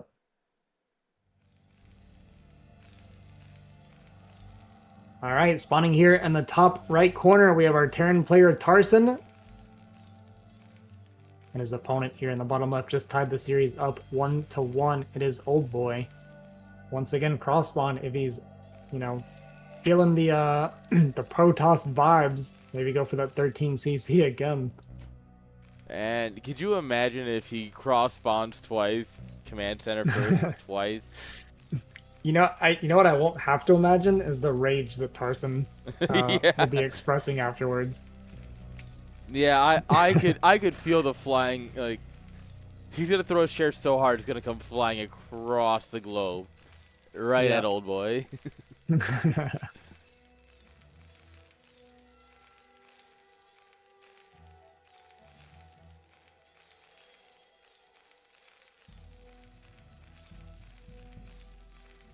Well, well, well. Well, it's not happening. Imagine if It's they both go for not 13 happening yet. CCs. That would be a beautiful thing. Can we finally just get a little bit of poetry here? Just let it rhyme. All right, old boy is at least okay. Both of them gonna drop a barrack, so no crazy 13 CC this time. Ah. Alright, play your standard game. Yeah. It is almost sad that we never get 13 CC versus 13, just because it's the only matchup where it can like happen like this. I mean, technically PvP could be like double 12 Nexus, but nobody really does in that matchup. Yeah. But I've still never seen it. I'd love to see that mirror build. That'd be kind of fun. It would be. Also, old boy going for the cross scout again here, just to make sure there's nothing in the middle. You know, I was gonna say that it wasn't gonna be a 15 CC because of the barracks placement, but it looks like it is actually gonna be from old boy. Huh. Or yeah, I guess 15. Yeah, 15 It could have been 16 because of the early scout, but went for 15. We made 15 CC at 450 plus minerals, but that's fine. It still counts. It still counts. All right, well, old boy gonna be very happy to see that it is cross spawns while doing this. Tarson not gonna be happy. No. If Tarson loses to 2 quick CC builds, he's not gonna be happy. Like, no other way of saying it, he ain't gonna be happy about it. Yeah, I'm looking forward to seeing what he has to say if he ends up losing this game. He's a little public in our Discord sometimes when he's unhappy. So yeah, well, I'll let you guys know. The tilt channel is just him going wah on about it. Yeah, he wasn't very happy about the Zeke game. That's all I'll say. Aww. I mean, I get it, but like, oh. I tried to give him some encouragement. I was like, man, that was so close. You actually almost had him. And he's like, brother. And then he just goes off a little bit. I'm like, oh, okay, you aren't happy. Brother is not happy about it. All right, so now we get the information finally that it is that cross spawn early CC build from Old Boy. And what's Tarson's response going to be this time? Do we just go for a mine build and try to play it out like normal? Or is he going to try to force some sort of aggression? I feel like it's too late to force aggression. We went for early multiple vultures as well, which is really painful. Well, it's not really painful. You can just use this for mines, actually, so it's actually okay. I'll take that back. Yeah, it's not great, but it's not nearly, it's not the worst. Is going to be that quick 3 factory, though, from Old Boy again. He went 3 Marine. That's interesting.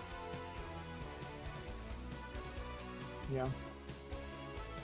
He's okay. He's okay. Oh, we do have a starport for Tarson early.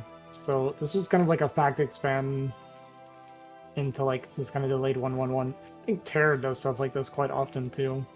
Yeah. I'm curious. It's not a bad idea, especially when you know your opponent's everything has been a bit delayed because he went for the 15 CC. Mm-hmm. So there's a lot of potential there to get something done before any armory or anything finishes up. Yeah, I actually like this a lot more for Tarson than the previous game. Old Boy's kind of doing a similar thing where he went for this eco build into really fast 4 factory to just pump tons of vulture. Yeah. And I think that what Tarson's doing is actually going to be pretty good in this case. He's going to be sitting back more defensively this time, has the tanks out. We're going to have Cloak Wraith coming across the map, which could definitely catch Old Boy off guard and get a lot of value. Yeah. He's also, like, one port Wraith isn't going to be that, it isn't a lot of Wraiths. So he's still got, it's not like, we're probably going to see like 2 or 3 maybe. I don't expect him to go too heavy in the paint with them. Yeah, I think we'll just see 2 probably, and then he'll go across the map. But we'll see. I mean, they're going to have to find a decent bit of damage to even the game up, but he is going to have that tech advantage as well, like the army composition. Yeah. And Old Boy's coming across the map with a lot of vultures pretty early. How's our wall looking for Tarson? There's Pretty decent, but the Marines can be chewed through pretty quick, and it's going to open it up. Get that vulture in place. Nice job, Tarson. Pretty good movement.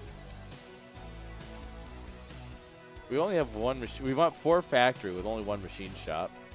Yeah, we're going to pump all of the vultures, so he's planning on laying a bunch of mines and going into triple tank contain.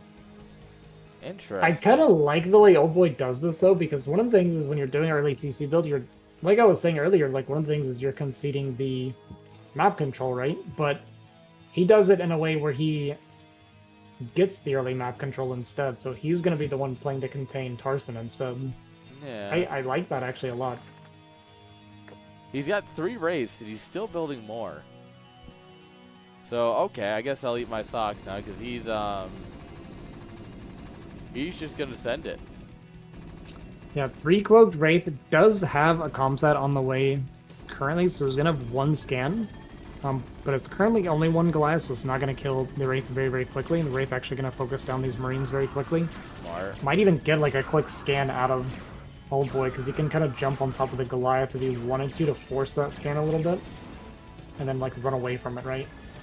But just going to go for the SCVs. I think this is also completely fine. So he's going to have to get a decent bit of kills to kind of give himself that potential to be able to bust out. Old Boy saving a scan until he had multiple Goliath, and Tarson recognizing that he can't stay here. So no scans forced. Yeah, and perfect only a couple balance. SCVs went down. Yeah.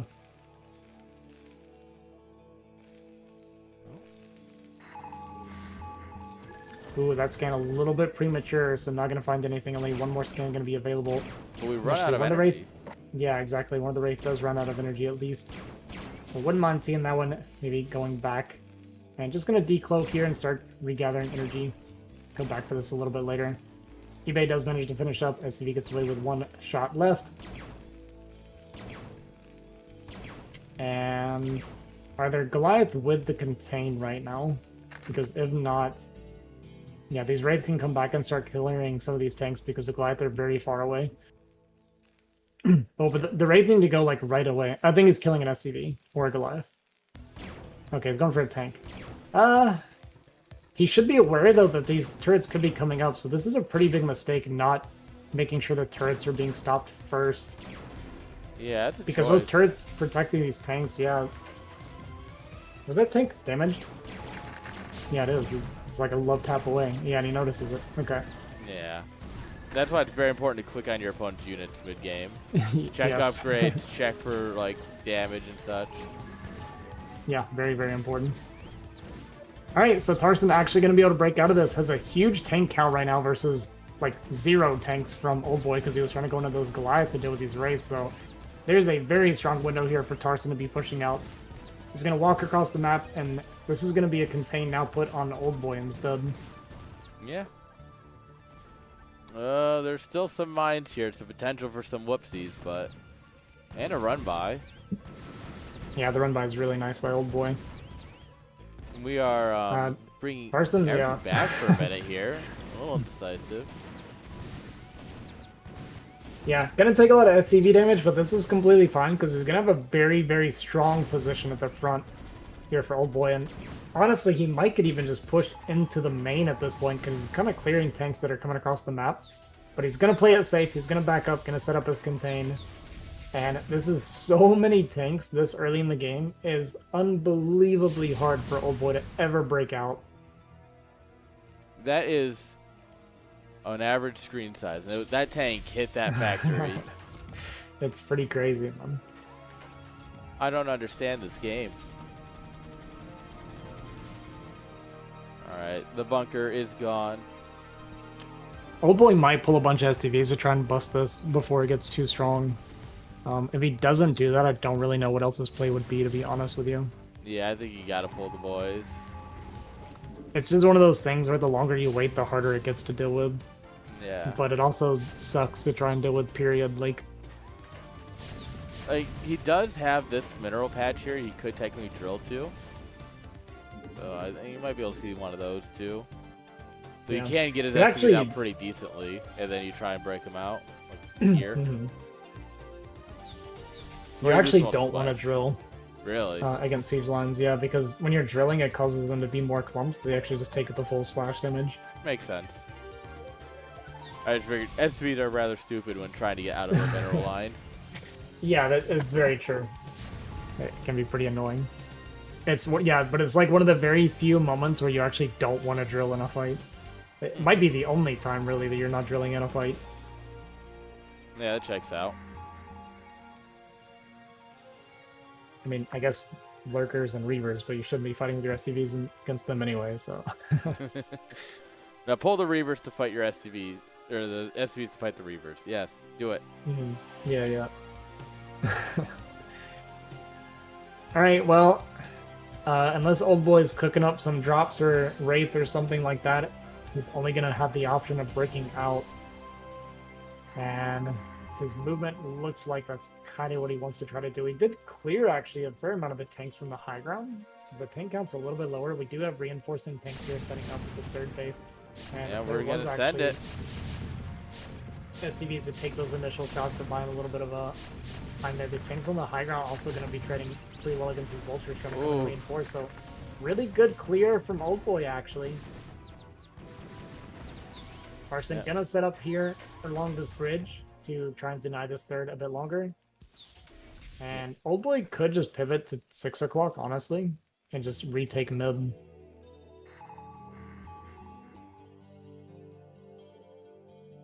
Still 4 Wraith here for Tarson, come across the map with a few tanks and vultures. And yeah, I like that old boy came to middle. There is only one Goliath here though, so it quickly gets targeted down by those Wraith, and these tanks gonna have to retreat now. Yeah, that's... You gotta respect the cloaked Wraiths. Oh. Well, it does get 2 of the tanks, which actually softens it up quite a bit. Gotta be a little bit careful that this CC doesn't go down. Big vulture run by attempt, but 4 tanks with some reinforcing vultures here from Tarson as well, gonna easily push that away.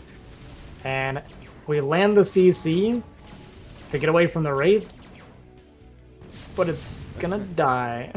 Yeah, I think that's... Would you rather take 20 damage per missile?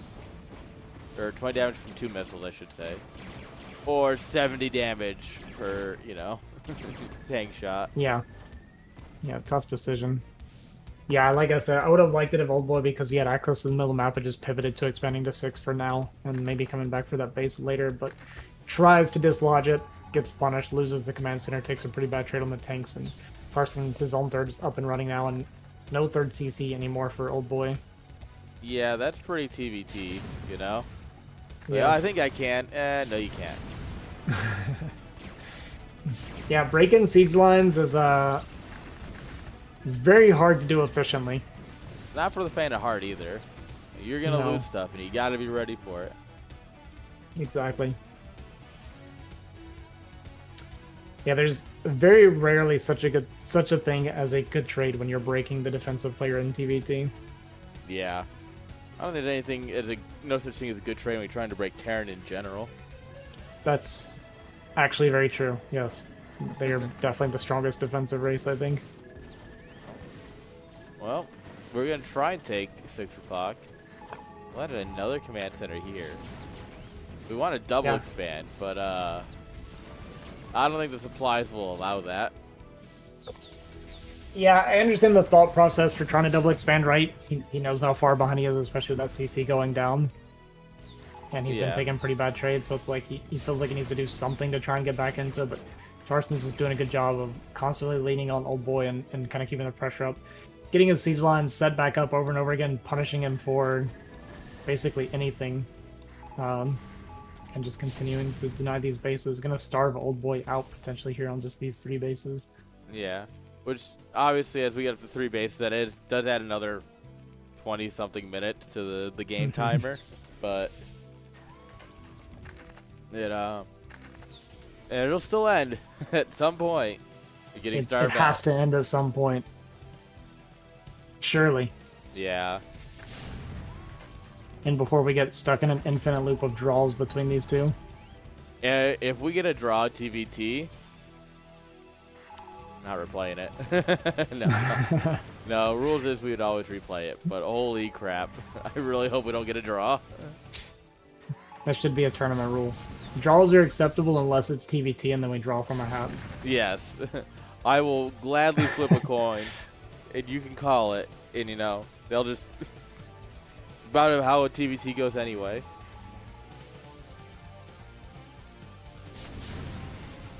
Alright, well, Tarson going to try and get this position. If he does Don't get go this, over he gets the to deny bridge. that gas. Yeah. Don't go over He's the just bridge. trying to break it with overwhelming numbers at this point.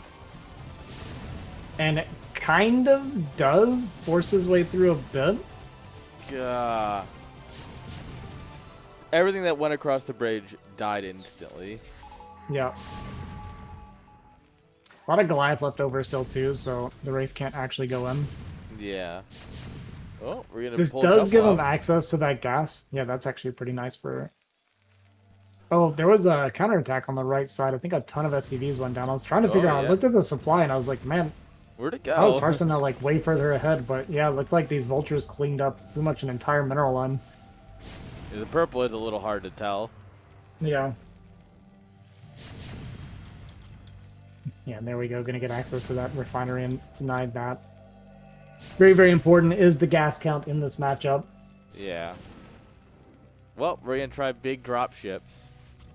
Everyone get your slot machines ready for ding ding ding ding ding ding ding lotto ships. Will they work? Will they do anything? Man, I don't know, and neither do they. So Old Boy does have an option here.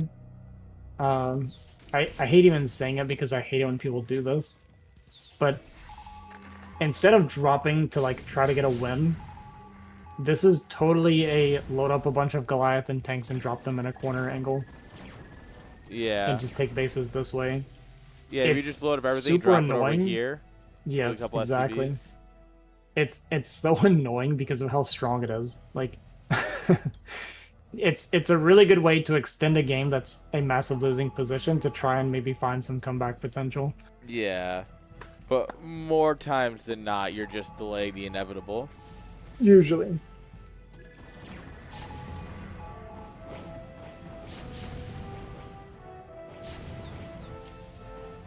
And yeah, Tarson just getting every little bit of value he can, continuing to choke him off here. We do have that drop heading towards the third base of Tarson.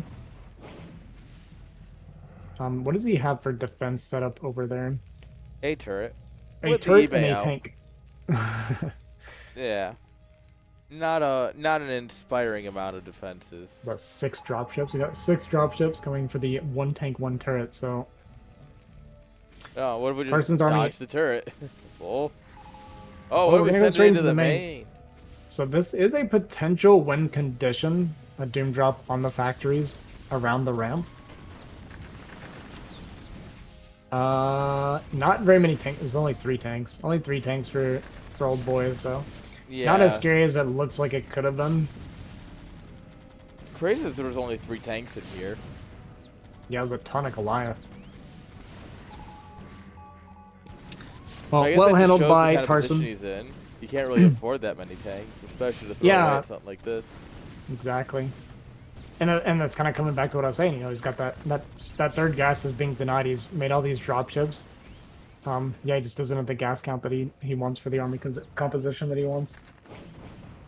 Oh, we Right, catch even drop counting- ships on the way home. Mm-hmm. Painful. 3 of the drop ships go down. The other 3 are weak. And it's gonna drop on the tanks up here, I think. Yeah. So we're Yeah. gonna try and dislodge this so we can at least get his gas back. Oof. What are the upgrades for Tarson right now? Probably just +1. +2. Oh, okay, we're on the +2. So he does have that upgrade advantage at least. No matter how small. Well, +2 versus +1 is massive in this matchup. Yeah. That's when you start 2-shotting instead of 3-shotting. Yeah. Oh, that was a drop ship that was probably full.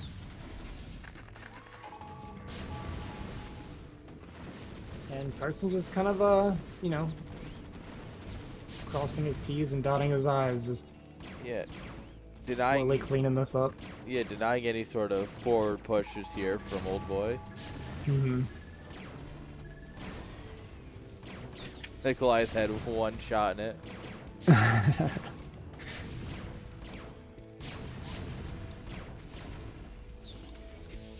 Yeah, I like that Tarson doesn't overexpand. I think Yeah. this is really good by him. A lot of Terrans like to get into like good positions and just mass expanding. And you can actually potentially throw games by you spread yourself too thin and you're dumping too much into economy. Where Yeah. your opponents are building up armies and stuff. And I like that he consistently stays about one base ahead. That's all you really need. It's just enough to make sure you can outproduce your opponent. Yeah. You're protecting not much more than they are. You know, it really is just a sweet spot if you can keep it going. Yeah, very cool to see. If you try to take the Protoss method of just expand everywhere, there's no way you're defending that, even with mass dropship.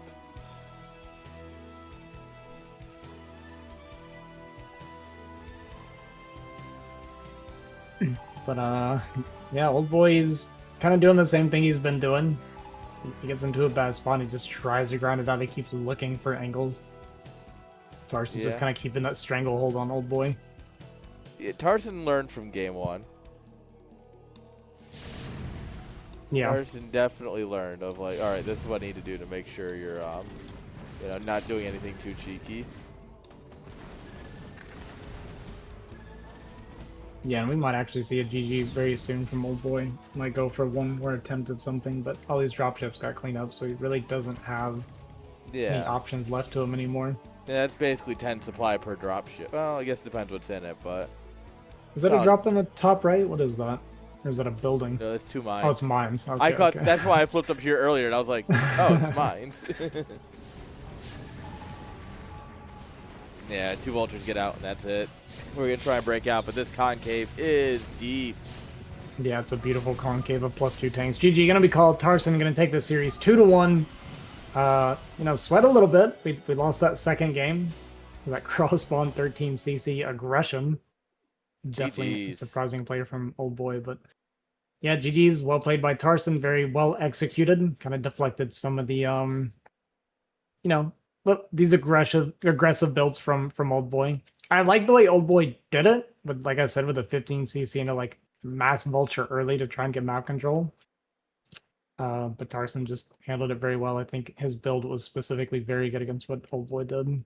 Yeah, no, that was just, all right, you know, game 1, just play a standard game, and it was very tense, you know, comes out. Game 2 was what the heck? Did I just lose? Game 3 is, no, we're not doing that again. All right, so Striker just in time getting out of his BSL group, the round of 16 knockout group or whatever it's called. Admittedly, this format has been a little confusing for my tiny brain. BSL's using, but it's that is unique just in for time. sure. Which means we can grab Vyncke and we can grab Striker, and we can go into the winners match. Sounds good. Oh, ZVZ, everyone's favorite matchup, right? You know, it's funny. Everybody's always like, "Oh, I like ZVZ because it's quick," right? And I've always like hated that stance. Yeah, I Today, like it because it's I like great. that stance.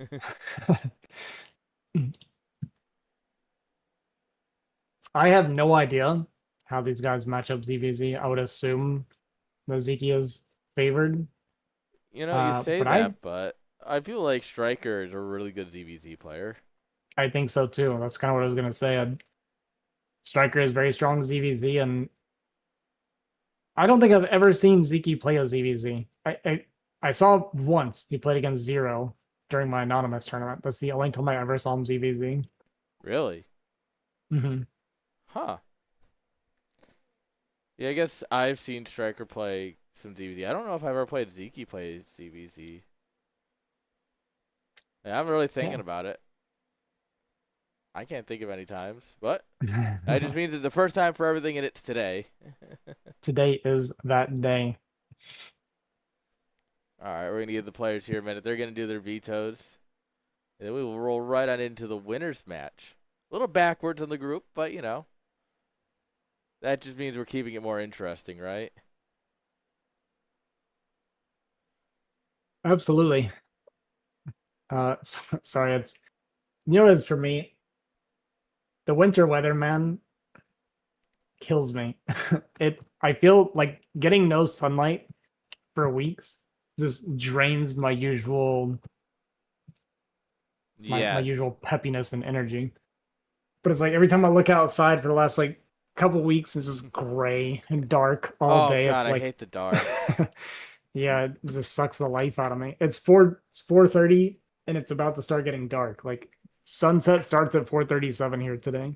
Yeah, It's ridiculous. my sunset's not very far off. Yeah. My line, I have the little, the little, chart on my watch. And, Yeah. here's the line, the sun's, here. And I'm like, yep. Yep. All right, looks like we got some maps, so we can go ahead and get this show on the road.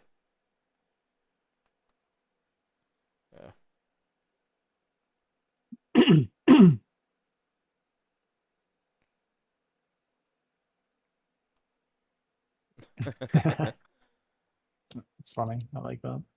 Yeah. I like the confidence. Yes, you pick the map. You're like, no, it's in an order. Yes. And I mean, to be fair, it is a little bit different doing it in a set order from Yeah. most tournaments, but I feel like it creates a simple flow for everyone. Like, all right, we know what's coming next, right? Yeah. I don't know. Try it out. We'll see how people like it. I think there's But nothing wrong with it. if nothing else, players will always complain about the maps. So I don't think there's any winning on that. They'll always complain about something, one way True. or another. Players, man, ruining this game. True. It's true. Well, it's time for some ZVZ madness. Absolute insanity. Spawning here on the northern spawn, we have our Red Zerg Striker. And his opponent, our Blue Zerg, Zeke, on the bottom spawn. All right. So ZVZ. I am a ZVZ expert. Trust me on this one. don't worry, neither am I. I did just see that Striker beat Kami Zerg in a ZVZ. So Okay, his nice. ZVZ muscle must be a little bit warmed up, but does anything truly prep you for Zeke? Yeah, that and ZVZ is such a it's such a build versus build matchup.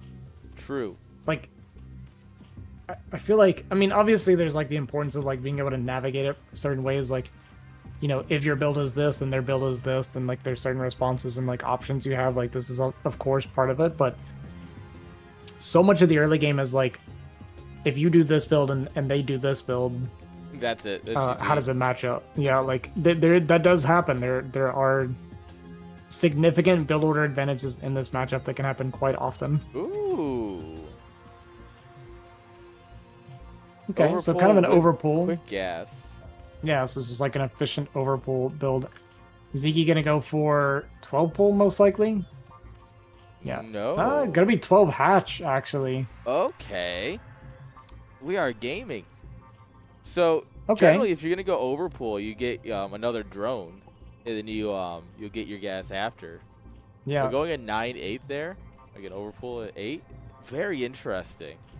Obviously, that's gonna move your layer up by 5 seconds or so. Yeah, it is interesting. An interesting way of doing it. It's I like wonder if it times slightly. out right. It must time out right if Striker's doing it. Oh, of Yeah, it's course gonna it be pretty does. close. Of course it does. The thing is, well, Striker's gonna get first scout, so that's a pretty big advantage. Yeah, that's Zeke's gonna have like a huge larva advantage early. yep. And as long as he, the biggest issue is getting first scouted with this, right? Yeah. Because you're with the 12 hatch versus an overpool, you're gonna probably want to pull a couple drones to help fight with your lings because you're just not gonna have as many out as quickly. So Yeah. it's gonna be a little I tight mean, here, but we'll it is see. tight. We'll be able to get our lings and stuff out. The hard part is timing your lings meeting up with the lings that are hatching at the same time, right? Yeah. Um, but it'll be 6 versus 6 plus the 2 hatching from Zeke. So as long as he gets up the ramp properly to join these lings as they hatch, then I think it's okay for him. But it is a little bit tight. Gonna pull some drones with it. So we do end up pulling some boys to help in the fight. Yeah, because if you don't take this seriously, you just lose the hatchery. And there's actually a world where the hatchery got very low. Yeah, and this is a pain for Zeke because you can't tell exactly what you're playing against. Like this is that Overlord that first scout versus the non-first scout is such a big deal in this matchup. Yes, 100%. Like Striker knows exactly what's going on, and Zeke doesn't know. He might be able to surmise like more or less what should be happening because I'm sure he's like skilled enough to know like kind of how this adds up. Like he probably knows this is overpull, right, based on the timing of everything. Yeah. Obviously, if it's 9-pull, then he's just dead instead. So. And we see here his Spire's just starting. We're like 2/3 done here. Almost closing in on done for Striker. So Yeah. So the question, I guess, is does Zeke go for spores here, or does he make lings and try to get aggressive? Because I think if the you mutas. lings are your better bet because you can try and keep the mutas at home even just for a minute.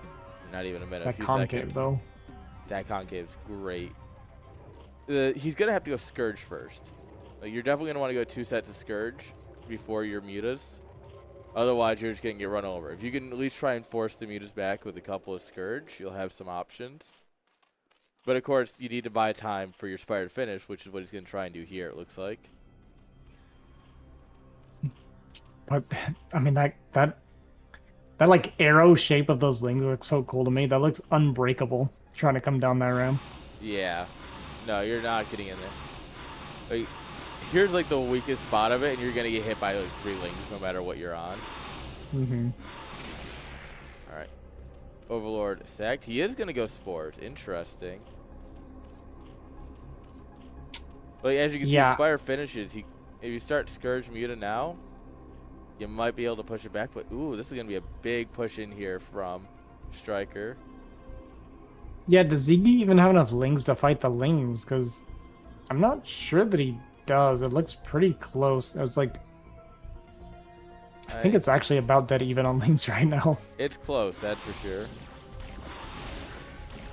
All right, gets a drone kill. That's actually a big deal. So even damage on these lings, yeah, I was gonna say is actually a pretty big thing for Striker.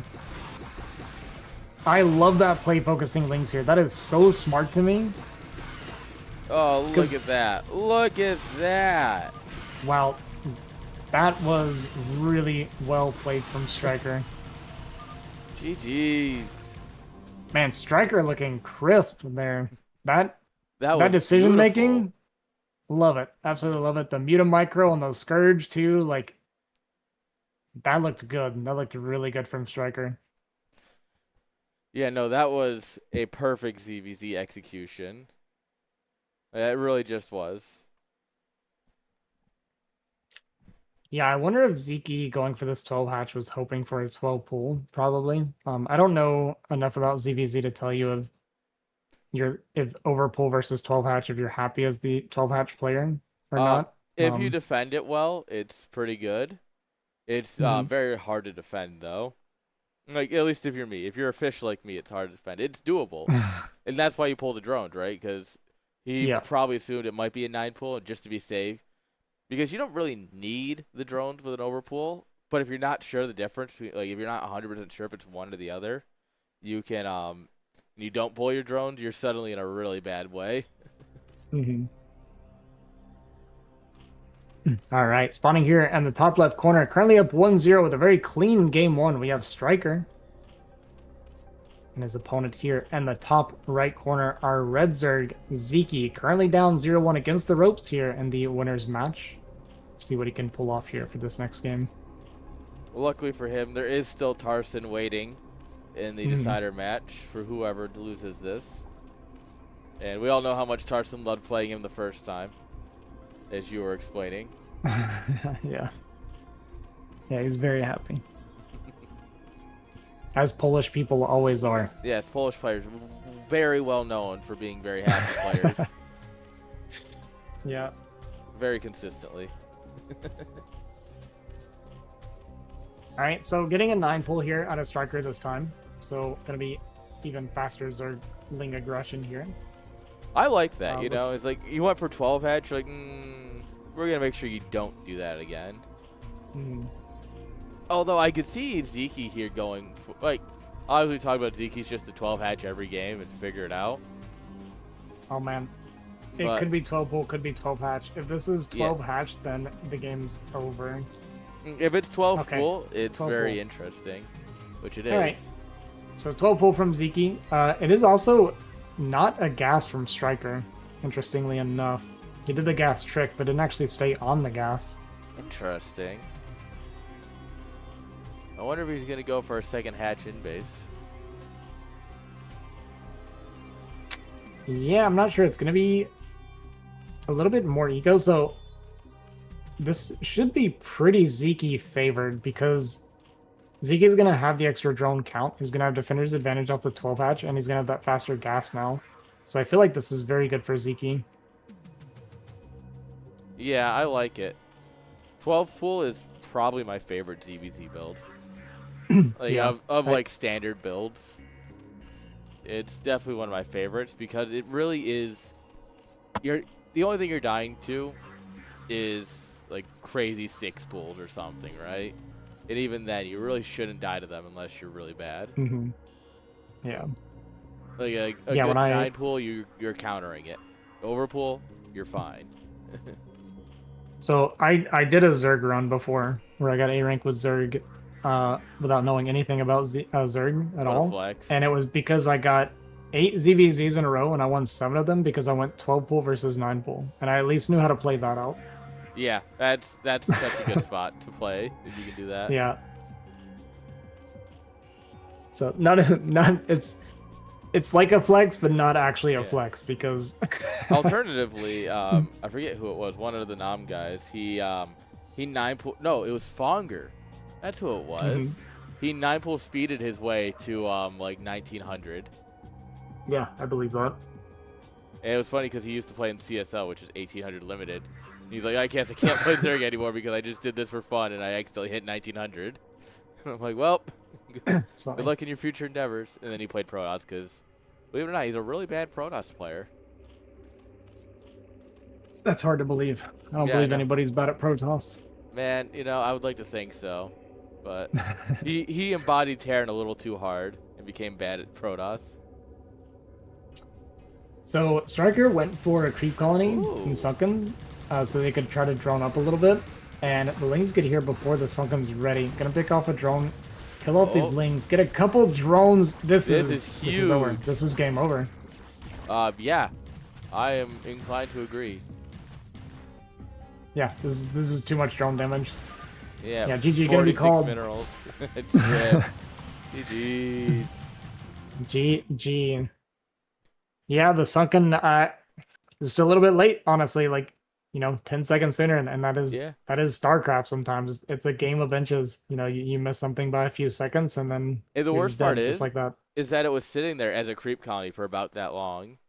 Yeah, Was it? Yeah, so it was just That's like he painful. waited to morph it for like 5 seconds, Hmm. and that's it. That's all, folks. It's really all it is to it.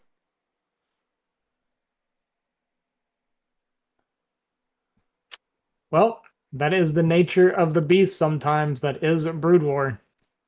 Man, it just makes you love the game more sometimes. Makes you really angry a lot of times. Sometimes it really makes you love the Yeah, I was game. gonna say it is a love-hate relationship 100%.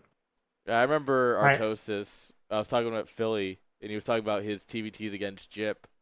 And he was like, I just realized that when I went back and looked, that I was just 8 seconds, like 4, 5, 6, 7, 8 seconds late on everything. And that was it. Hmm. That's the game. It gets like that at higher levels for sure. All right, ladies and gentlemen, we are on the final game of the winners match here. We're gonna see who moves on and who goes down to that decider match. He's spawning here in the bottom right corner. We have our blue Zerg striker and his opponent cross spawn ZVZ. We have Zeke.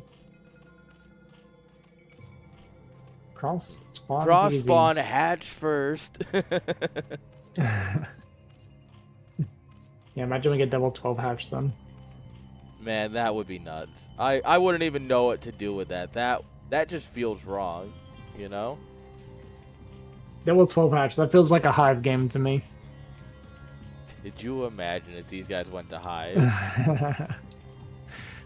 It is hard to imagine.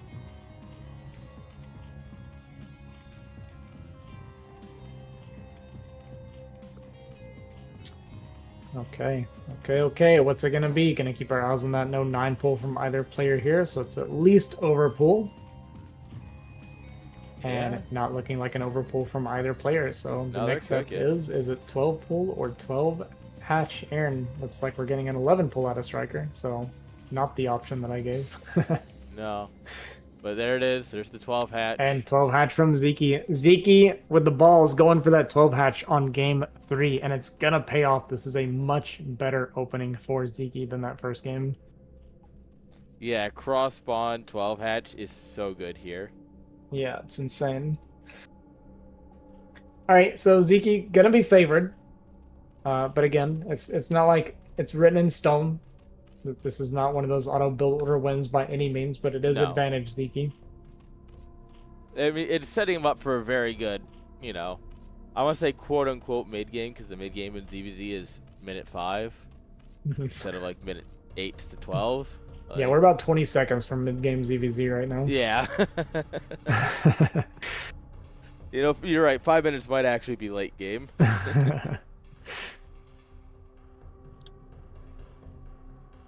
I was we had our CSL for StarCraft 2 last night, which is also our limited. And we had a cannon rusher in the finals, and the finals took a combined total of 4 games. It was like 8 minutes of gameplay, 8 to 10 minutes of gameplay. And I'm like, well, guys, the finals were nice and quick. He turned another dude into content in 5 minutes for a best of 3. So wait, who won? Was it the Cannon Rusher? Or? Of course, yeah. Yeah, okay. There's no justice in the world. Yeah, that makes me sad, man. Of course, it's the Cannon Rusher. What do you think? This is a happy ending? No. Yeah, what am I thinking? StarCraft and happiness does not go together at all. Correct. So yeah, that was we had a good laugh about it. It was just like, well, it was a 2-hour stream because 2 of the series took a combined like 15 minutes. All right, so there is one thing here. Striker at least has the information of what Zeke did. Zeke's not going to know for a while actually what Striker did, so this might actually help even out the build just a little bit. Yeah, playing blind is so hard. Yeah, because Zeke might feel like he needs to keep making lanes, whereas Striker's actually going to drone a little bit. We saw him pop a couple drones at least. Yeah, I expect these to be drones. Oh, well, an Overlord. Okay, that makes sense. We'll forgive you for the Overlord. You know what? You win this round. Yeah, there's drones.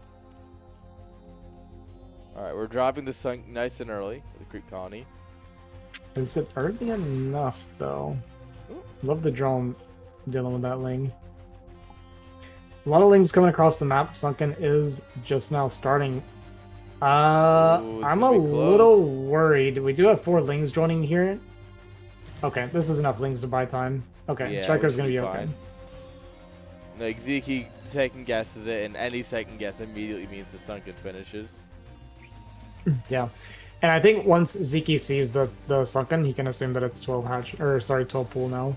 Yeah, I mean, it's still, yeah, no, you would think 12 pool, because if it's 12 a hatch and he went sunken, you would expect to see drones mining. yeah. I would at least. Yeah. All right. All right, well, he's Oh, actually going to commit with a bunch of the links here, and he does have a pretty big link he's got a advantage. lot of Drone, lings. yeah, Drone even trying to help reduce some of the surface area, but Zeke going to force his way through this. He's going to kill off all these lings. 2 lings stuck on the hatchery, but the sunken goes down, and just Oh like that, no, I think the game's guys. over again, Aaron. Yeah, Zeke taking first place. Short of an incredible drone drill here, which we're not getting. GG. Wow. So it's just that easy, I guess. Yeah, Um, it really is just make Ling. Look, I don't want to take away from Zeke, okay? Yeah. Zeke's 2 wins is he made Lings and killed Striker. Striker's win was like a beautiful execution of like meter control and decision making, okay? Okay, so like the aristocrat Zerg versus like the ape Zerg. Got it. All right, Yeah. let's. Well, we gotta do an interview. From what I know of Zeke, uh, we'll probably want to do it in text. He's Not the best not English. confident with his English. Yeah.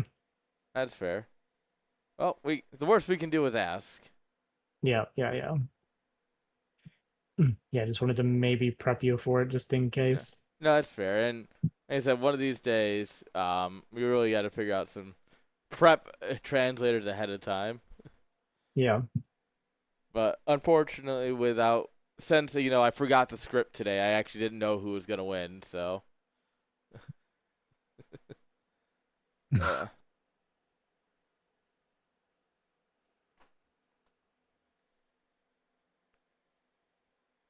well, he's gonna try. All right. We'll give it a shot.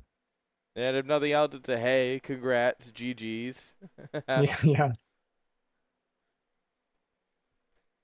I don't know. I've been really enjoying the interviews. I think they had a lot, even in the ones that aren't the best in terms of translations.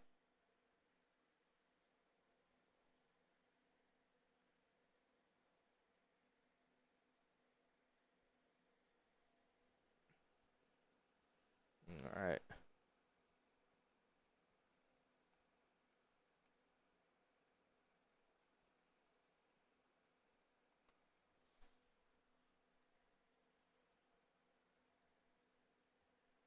Oh, there he is.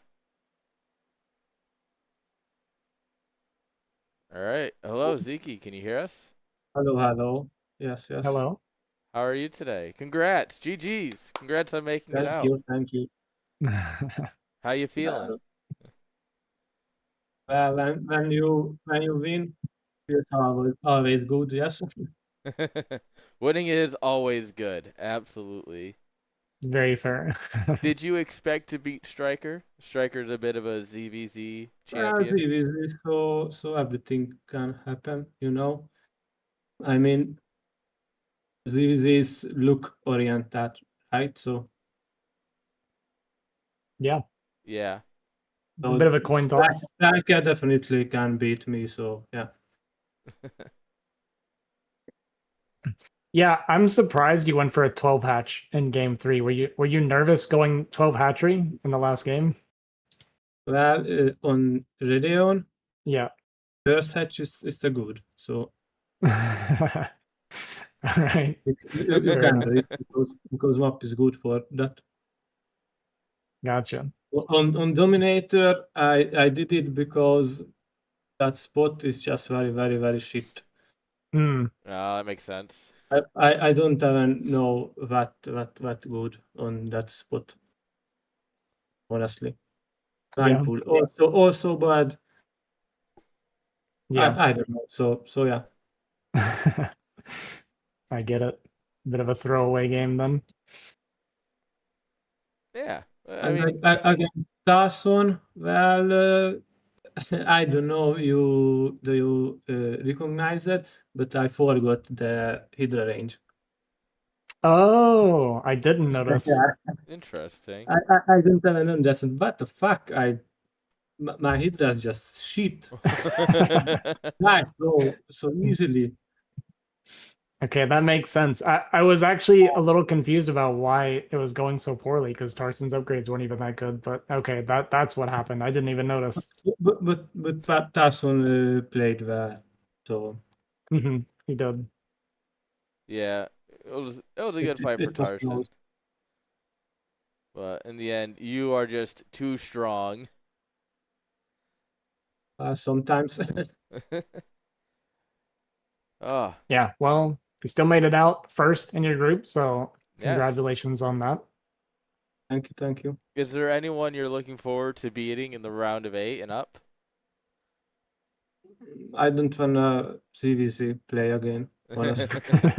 Anyone who's not Zerg. Um, that leaves you Uh, with Boneth, I DeWalt, I and I Dragon. I wanna play in final against Devat or Bonit. So Perfect. Oh, basically, this is why I don't wanna play them against in round 8. You know. yes. Yeah, I would like to see that as well. That would be a great finals, I think. Either one of those. I hope. Well, I'm rooting for you, Zeke. You took down DeWalt and Bonneth both without dropping a single game in my tournament. So would love to see you keep it up and win this whole thing. I'm rooting for you. Yeah, I think you got this. I hope. I hope. Well, Okay, I guys. appreciate your time. Congrats, Yeah. GG's. Thank you. Thank you. Enjoy your Thank you. night. Thank you. All right. All right, Bye guys. bye. Goodbye. Hey, bye, man. GG's. GG's. So with that, we have one player out, which means we have one series left to play. That'll be Striker versus Tarson. Tarson gets his wish. He doesn't have to play Zeke again. I don't know if this is an improvement or more of like a lateral, like in terms of how it's gonna feel for him, but we'll see how it goes. Yeah. Uh, I mean, I believe in Tarson. As long as he can stay mentally strong. But I mean, it's tough.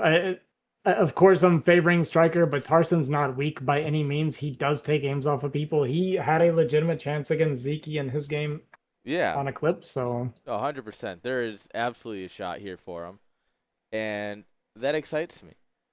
yeah. You know what else excites me? What is that, Aaron? That would be our brand new hoodies that are 10% off for the holidays, guys.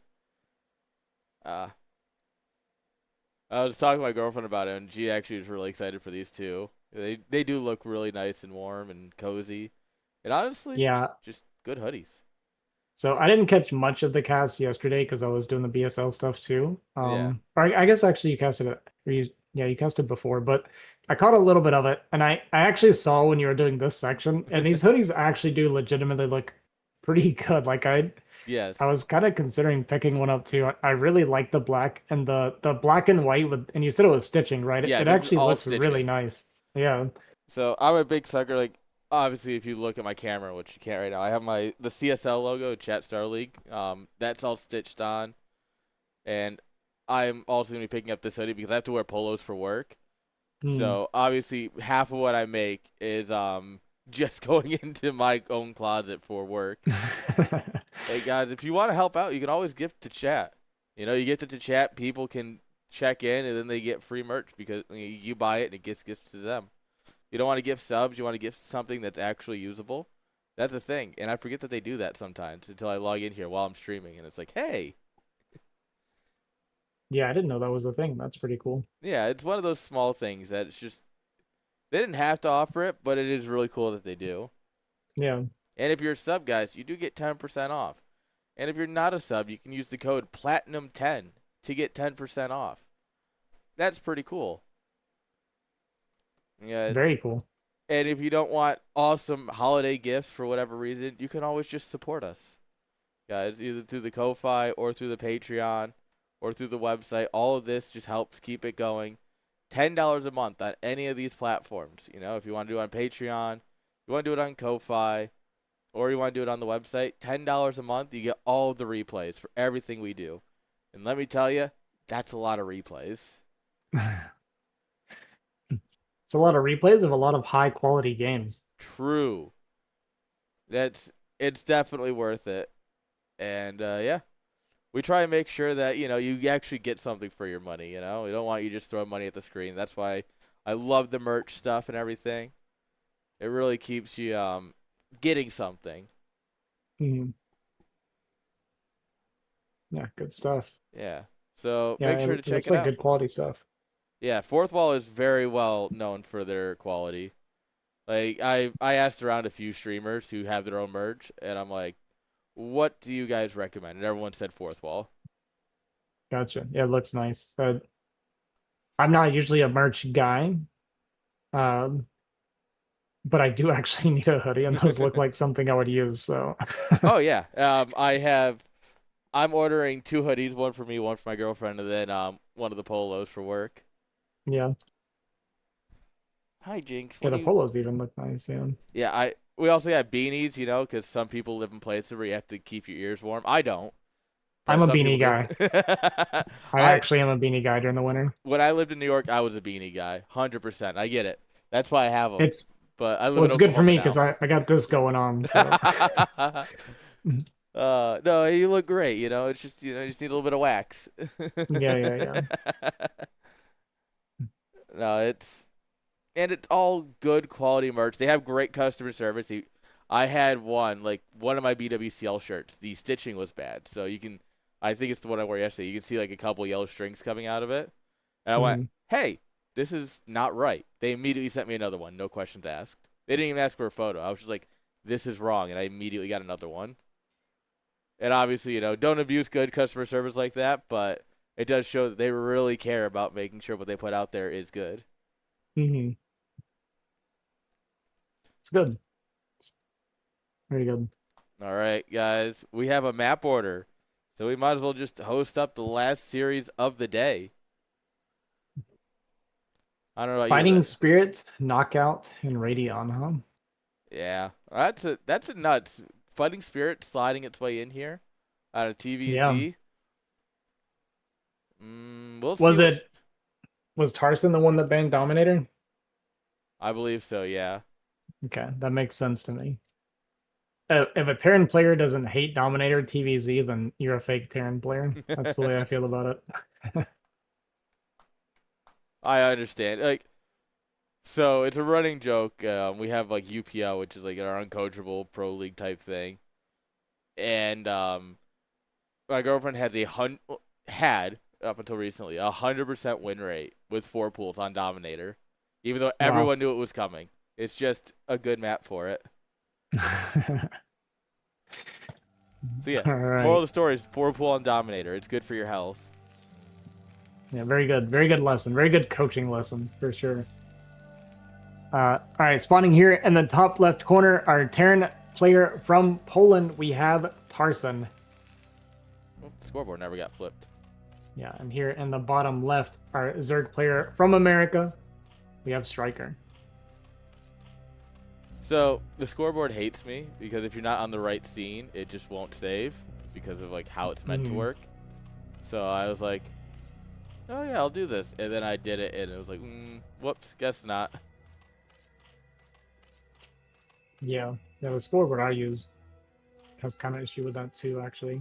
Where it's I can't even change it unless I'm on the scene with it pulled up. Do you use like the web-based one that Data made for everything? Yeah.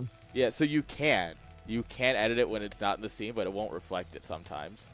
Like Gotcha. Okay. it won't reflect it, and then sometimes it'll save and sometimes it won't. At least in my experience. Yeah. So I have a bad habit of just like, like while selling out and I'm not tabbed into the game, I can just tick real quick. And then it was just like, I'm good. Which is why I've started just adding it to a bunch of scenes and dragging it out, so that way I can just edit it no matter what scene I'm on. It's good strategy. But no one cares Do what about I production. They care about close spawn, not the closest, but close spawn TVZ. Yeah. So Striker is gonna get that Overlord to the first scouting spawn here. I hate this map, by the way. Turret placement here looks pretty miserable. I'm gonna be honest with you. This is gonna be rough. You might be able to fit them in, but you're definitely never repairing them. Yeah, I'm actually not even sure looking at this how you want to do your turrets, because you'll also have, if you do your turrets like around your gas, you're still exposed on the top side of your minerals like very easily, and you have that cliff behind your base even where the mutas can like be out of vision. Yeah, over the cliff. Yeah, here. So it's just like, this is, I don't know. This map is so outdated, but we need guardians. That's what we need here is guardians. yeah, that also sounds pretty miserable. No, I don't know. Yeah, it looks sounds like... great. What do you mean?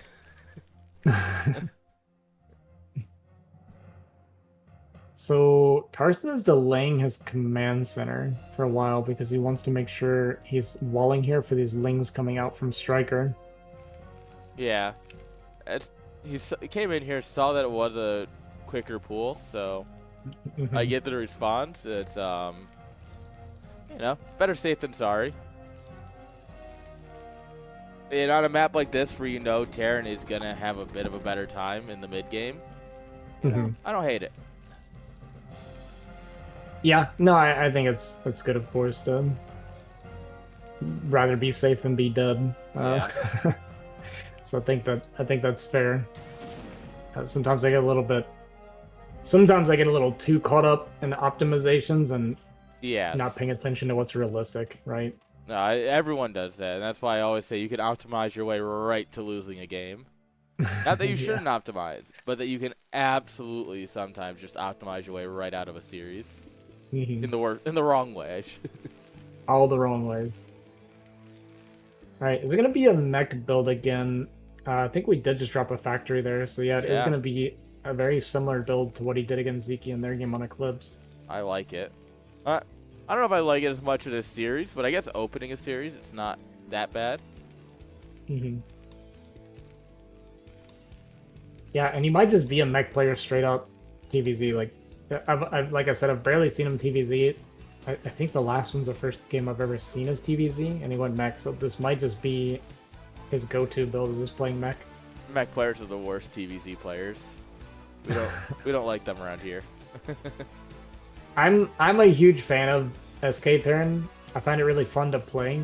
I also think I'm terrible at it, but it's super fun to play.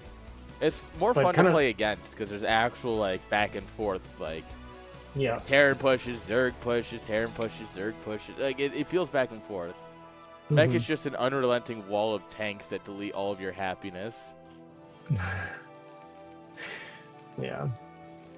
Yeah, I try to get away from like overly passive builds, and mech tends to be very passive and slow paced, which is kind of what I was saying earlier about how it's like it's easier to execute well and harder for Zerg to deal with correctly, right? Yes, 100%. Like you can send this vulture across, and if that one sunken isn't ready yet, that's it. Like, congrats, you've killed 5 drones if you're any good. Yeah, and Carson's doing pretty much exactly the same build, as far as I can tell from the first game. Looks it.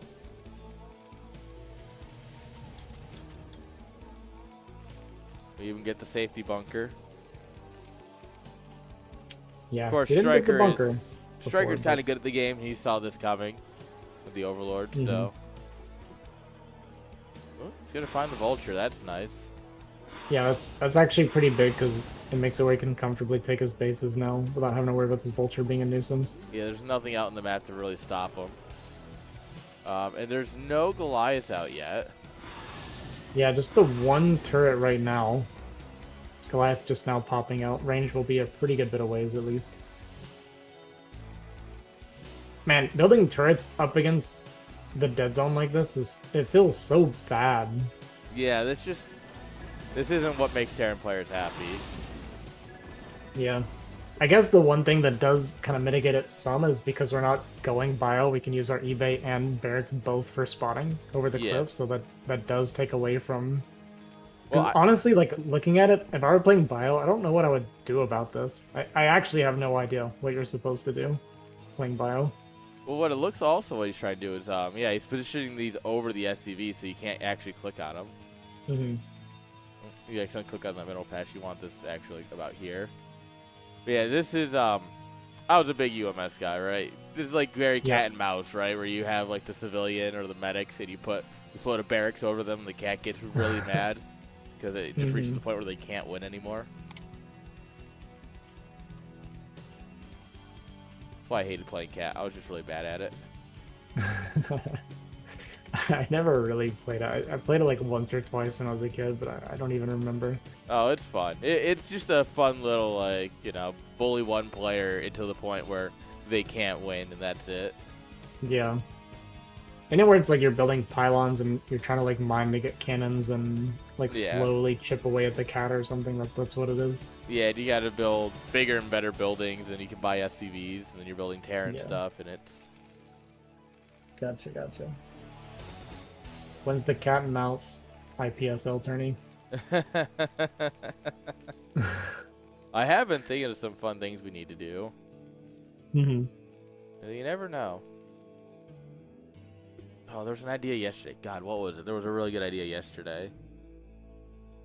Oh, I'll have to double check. I think I wrote it down somewhere. But we got some fun things on the way, hopefully, in the next year or so. Beyond just Striker playing this StarCraft. Striker was playing this very different from Vyncke, by the way. He went very light on the metas and into the Hydras way earlier. Yeah. Which is good because obviously they're pretty good against Goliaths. Also, Goliath just walking through the command center because this bunker actually kind of ruins the rotation around here. They don't know how to get out. Yeah. Yeah, we're gonna need to kill that bunker at some point because it's like really jacking up the pathing. Yeah, Goliath. Striker also has like a very fast +1. He actually got upgrades faster than. He's killing the depot? What? That's crazy. So if he wants to get down here, he has to basically just go like down or get stuck in the mineral line. That's crazy. Oh, then we're gonna. You haven't solved the issue at all. I guess Tarson identified pretty quickly that he wasn't committing to the Hydras or to the metas since we got that cannon tank, pretty quickly. Yeah. I'm just mixing up all of my units. He's getting all of the units. Alright, we don't have any Goliaths in the main to actually deter these. Even though it's only 5, they still get plenty of options. Ooh. That was nice. Yeah, picks off one unit. However, this is 3 base going up to 4 base eco for Hydra production. Yeah, he might try to deny the 3rd for a little while, Will Striker, but the game plan is probably just to kind of more or less starve Tarson out. Just get big, get rich, and just try to win the fights, because we need Burrow. The thing about this matchup is, or on this map specifically, it's so incredibly hard to break Terran on this map. Yeah. On those 3 bases. Yeah, we definitely just put a few Hydras up here. But what you gotta do is you gotta burrow a few Hydras around here, so that when everything moves out, you just jump up behind the tanks. The fancy plays. Yes, you get the extra APM plays. You know, you're already being taxed extra because they're playing mech. You might as well go fancy with it.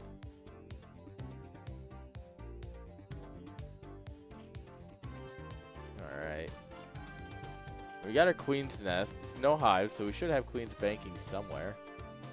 It may have, okay, there they are. Okay.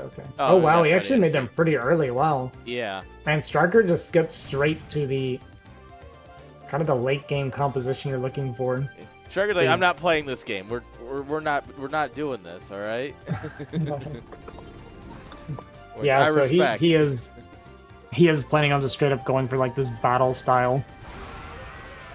Okay, you get one Broodling off. Gonna send the metas in to tank for the Queens, but it's gonna be the retargeting from Tarson gets 2 tanks taken down, but actually Striker's going for a bust. He's Fully got committing here. a lot of Hydras here. Enough? I don't know, but he's got a lot of them. Yeah, while Hydras are decent against He Goliath, didn't target down the we didn't tank. get the tanks down. When Goliath are that high in numbers, they still do quite well. That did not go well for Striker. No, losing I thought all at the first- queens is so bad. Yeah, I thought at first we were just committing to killing the tanks, but then he went full on committed to the attack, and Tarson shut that down. I think there might have been a window for Tarson to start pushing, but it's very hard to tell in his position. And even though you get like this awesome trade, he just wants to keep scaling. He's on 1-0. Third CC did finish, so he just looks at it and he's like, okay, you lost a lot of stuff. I'm not in really any danger still. Yeah. Got this bunker even up here. Bunkers do super well against Hydras, by the way. Like, if you're repairing a bunker, Yeah, bunkers will not die. yeah. So Tarson going to be very safe as he continues into the late game here with his mech. So going to look for at least that 2-1 before he starts pushing, probably even later. I mean, he might get B 2-1 high supply before we start pushing at least. But he's very happy to just scale right now. Striker, Yeah. though, on the other side, going up to 5 base pretty quickly. You see his hatchery count looks quite high, which is Yeah, very, he's- very important with this style. Dude, he's getting so many drones. That economy, yeah. Yeah, he's about to explode in eco. He's going to be sitting at like, he might be going up to like 60 drones, 60, 70 range, which would be nuts. But that's a powerhouse economy that's not getting stopped. Yeah, It- did remake his queens pretty quickly as well. Queens are kind of cheap. They're the same price as a Muta. They're cheap, So- but they still take like, you start with 50, you have to get 100 energy, so that's going to be like Mhm. near 2 minutes worth of energy regen before Yeah, you're they're like a useful. time sink more than the actual cost. What I really wonder is how often Striker plays against mech. Hmm. Because I get what he was going for, but that feels like someone who doesn't play against mech often enough to look at that and go, that might not be it, Like, he was like, oh, yeah, I think I can do this. And then it's like, oh, no, maybe Goliaths are kind of good kind of moment. You know what it was? It was when I saw him going for it and I saw him committing, my brain was like, dude, this is a terrible idea. But then I was like, but he's going with such confidence that I must be wrong. Yeah, you know Yeah. what I mean? Whenever Striker does something, I always just assume that he's right and I'm wrong. Like, that's always the safe bet, right? If Striker's Yeah. doing it, yeah, he probably knows what's up. I mean, of course, it's obviously easier because we have like the full Infinite view of vision. everything. Yeah. But Striker looked confident, and it kind of reminded me of Best. Best does so many pushes where I'm like, this looks like a terrible idea, and it Yep. works. So that's what I was waiting for. All right. All right. Burrow is drone cute. damage. Unfortunately, the scanner's finished like a minute ago, so Yeah, pretty good drone damage for only a handful of he's not, right? vultures. He's not, right?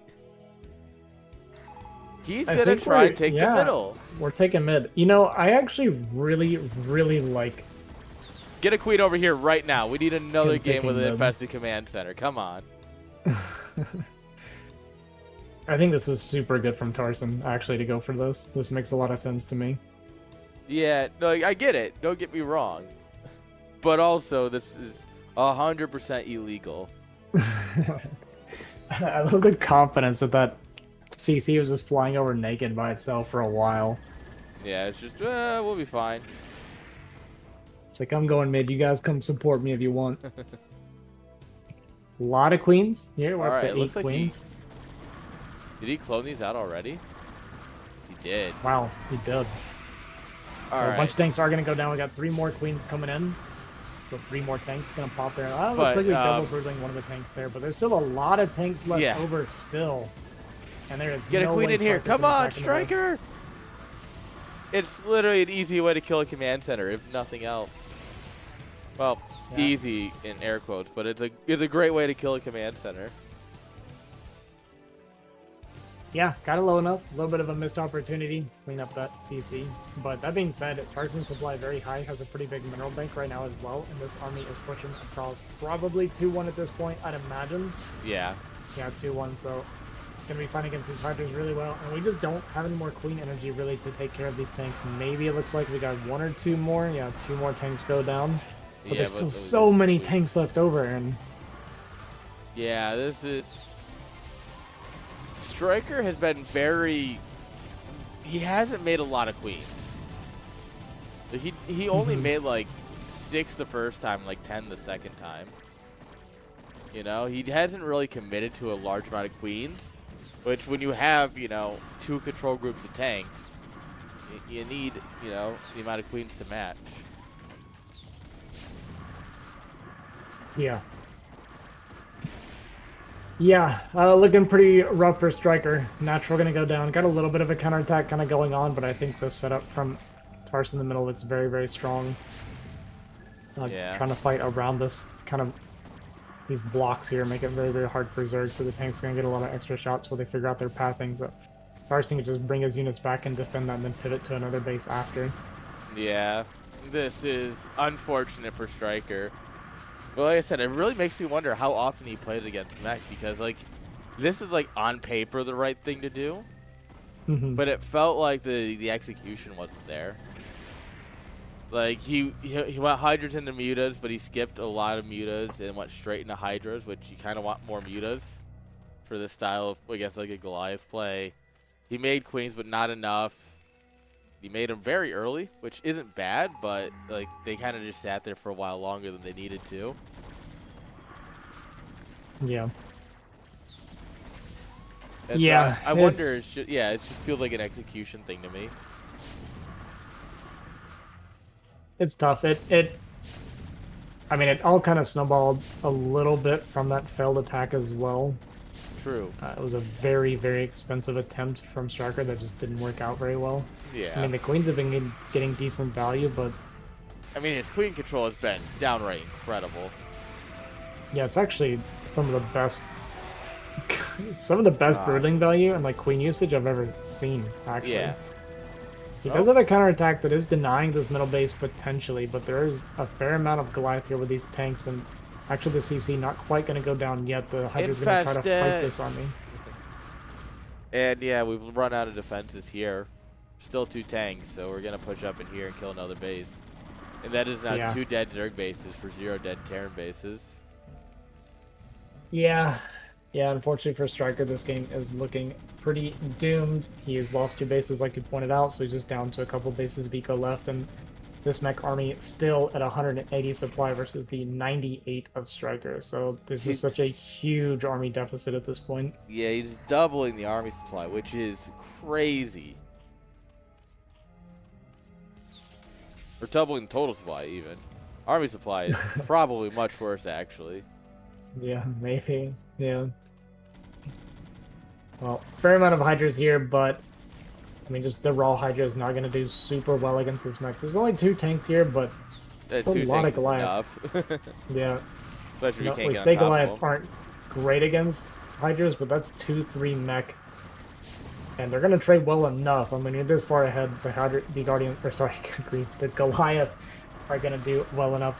Going to be able to clean up these Hydras and going to break this base. And there's still plenty of mech in the middle of the map as well that can pivot over here and clean this up. And GG going to be called. Tarson taking game 1. Looked very, very solid. Crazy.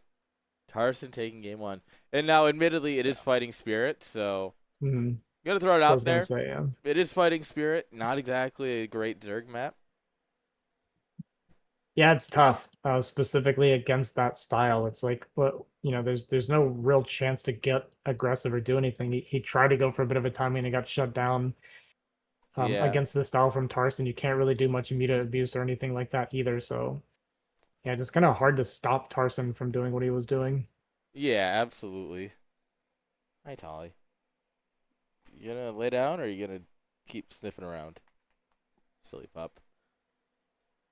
And yeah, to be fair, I don't exactly have an answer what to do. I lose to mech all the time. I'm a certified mech loser. Like, I don't think I've ever beaten it. But, I don't know. The simple answer is, let's find out what Striker does in game number 2.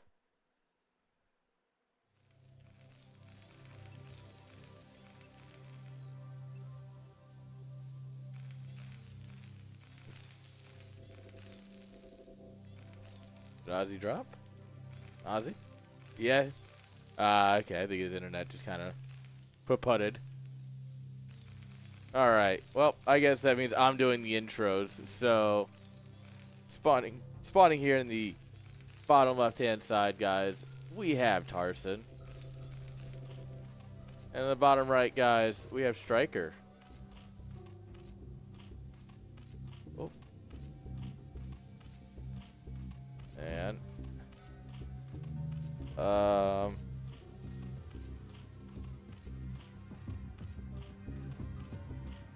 so it seems like Discord might have just died.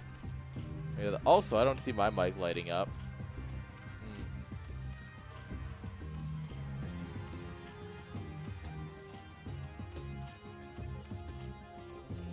Yeah, I think Discord died.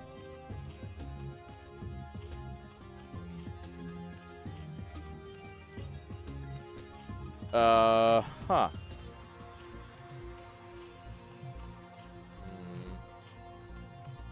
So let me see what we can do here.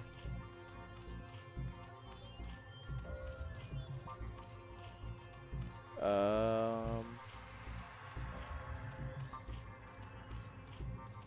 don't think that'll work. No.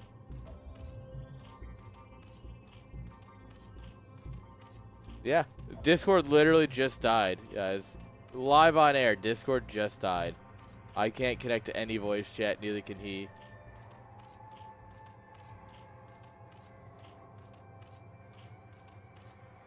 Yeah, Discord is officially dead.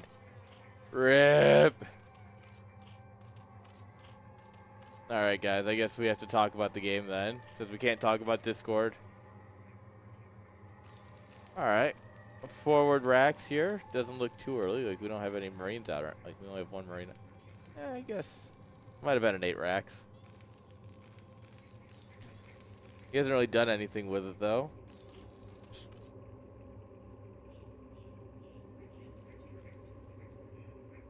Alright, drone's out here checking for a bunker. It's not here yet, though. No bunker yet. Second SCV coming in. 2 Marines coming across. Tarson wants to win this nice and quick before Discord can figure its crap out.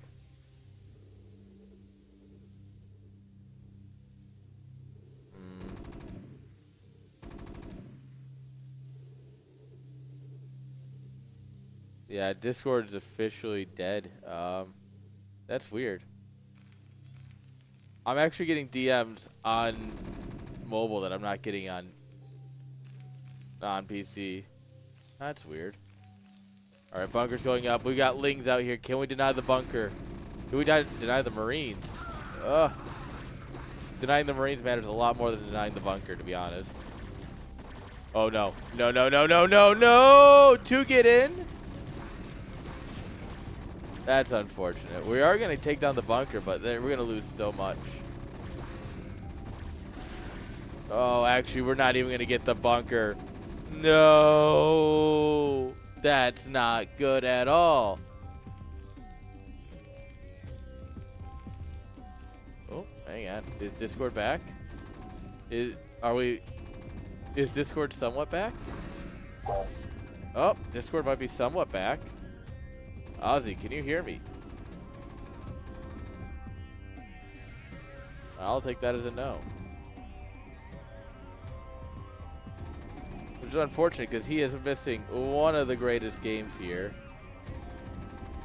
So. This is a terrible time for Discord to die. Alright, we have a lot of Lings here. We're going to go for the bus. We take down 2 Marines outside the bunker. But bunkers do not die. I have this issue. Striker has this issue. GG. Tarson wins. 2-0 over Striker. Tarson. GG's. All right. Ozzy, can you hear me now? Can you hear me? I can hear you now. Okay. You missed 8-Rex bunker rush Yeah, I at saw I 1. missed the entire game then. Yeah, Discord is struggling. See a massive delay on my camera now too. Yeah. Let's see if I can try refreshing it and fixing that.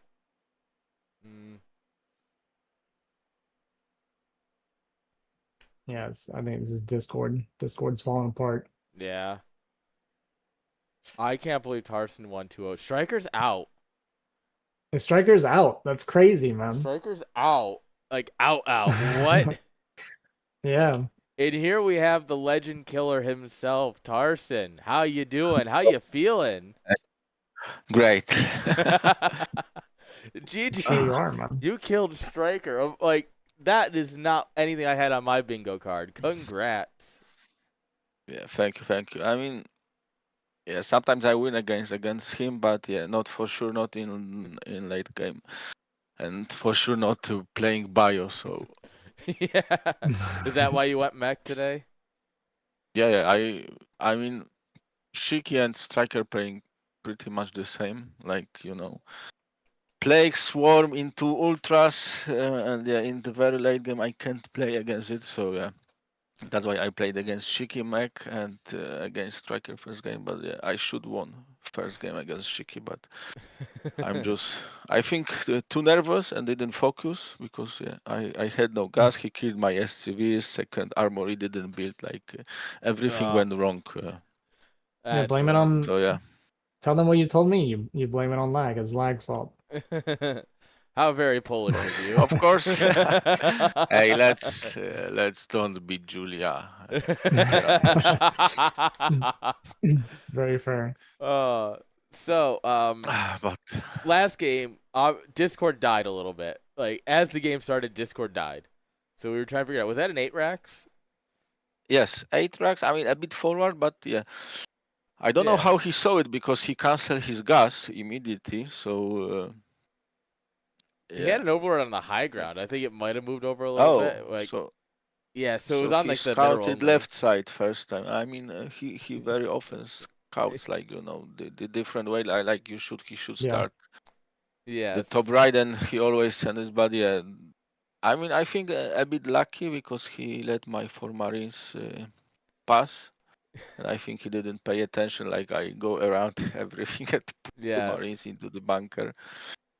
And Getting the yeah, bunker he up tried. was incredibly Yeah, he good. tried to kill my SCVs, but yeah, I knew he will focus my SCVs because they were low, so I just didn't go straight to bunker to repair it because yeah, I know it can tank a bit. So yeah, Yeah. I was just And I've said this for years, is that you just can't kill bunkers. Like, Lings do not kill bunkers. I don't believe it. It's fake news. I mean, I think if I focus right away with the SCVs to repair the bunker, he would kill all my SCVs with the drones, and the bunker would be dead sooner Yeah. or later. So yeah, that's why. I mean, yeah. I mean, this is what you always do. You always go for the SCVs, especially when they were so low. But Yes. yeah, I think it was bit lucky to go around everything with these 2 Marines. And yeah. I mean, Oh. to be honest, I saw Gypsy how he played on the last LAN against him. Like, I mean, if you Yes. don't do anything to striker, don't force him to to micro or to make any mistakes. Like he's super strong with his mutas, and then just Yeah. straight to ultras, and Yeah, like he's defending with plague and swarm and taking 4 base is super good. So like I Mhm. think like I won against him few times, but yeah. oh, It's that's a very good only result. one plague on the vessels, and then the game shifts. So yeah, Yes. I really hate this style, and I mean I don't know how mech is working because I knew he played the same before against me, like not going mutar, just mass hydras Yeah. with the queens. But yeah, I knew if I keep making upgrades and keep macro, not forgetting about depots. Like he cannot kill me because I always can focus some queens and he can kill like I don't know 4 or 5 tanks and I still will have a lot of Goliaths and tanks and yeah, this is what happens on the fighting sphere. But yeah, it was lucky the walling did work because I have no clue how to wall in on the fighting spirit. Were you at all So it worried was when he sent in all the queens and stuff and blew up like half your tank to ran in with a bunch of hydras? Were you like, oh crap, oh crap, oh crap, or were you like, well, this is stupid from him? no, because I was making tanks from 3 factories, so like you can he cannot have so much queens and like so good micro to use every queen properly on my tank and yeah, like there are still a lot of Goliaths with good outrights who do a lot of damage. So yeah, Nice. like I really love mech because this force Zerg to micro, with these queens. Other way around, when you're playing bio, like Zerg just sits on swarm to lurkers, and you cannot do anything having like 50 supply more. So I really like the roles shifts when you're playing mech, but yeah, I mean it's tricky, Yeah. like you saw. I thought I was winning against Shiki after so many mistakes, not doing upgrades, and yeah, it was close. But yeah, then Queens and Mass Hydras overwhelmed me. So, If it makes you but feel I'm any very better, happy. Zeke apparently also forgot Hydra range for like that entire game. Oh no. I mean, I should make Spider-Man mines, and I agree. Yeah. Wolfix Yeah. told me like, but I don't know how. I mean, I watched Flash, and I don't know how he do it. Like he do 0 vultures, only Goliaths and tanks, and he's able to win against somehow and others with mech. So I Oh, have no clue how this guy works. I are mean, you how this telling me guy that Flash does is good it. at the game? What? Yeah, Flash good, good? kinda. Course. Wild. But yeah, I'm I, super happy. It's 1:30, so yeah. So I Now got a quick yeah, question. shower it's and gonna be. going to bed. All right. Yes. I got 2 quick questions for you then. Yeah. One, how do you feel that you got swapped groups? Do you feel better about it now? Hey, like I told you, it's your tournament, and I shouldn't even be playing here. Like you let me play again when SPX didn't show up, so I'm Dude, grateful to that, and I cannot complain. You you get put subbed in, me, and here you are going into the round of 8. yeah, That's nuts. you you put you put me to this group, and I played my best, and yeah, Dude, that's dang that's good. That's for sure.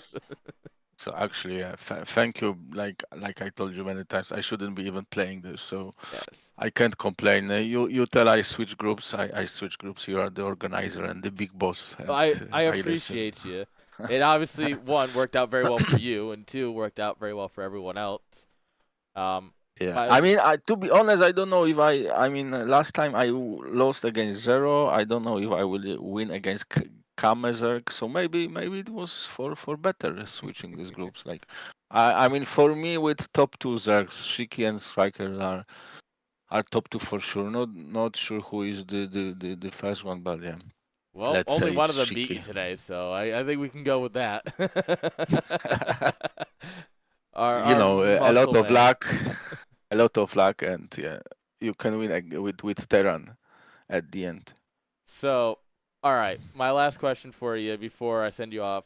You can get some sleep. We're gonna do the round of 8 drawing here in a few minutes. So, who do you want to see on your side of the bracket? Is there anyone you're hoping for, or anyone you're really not hoping for? Well, to be honest, I don't.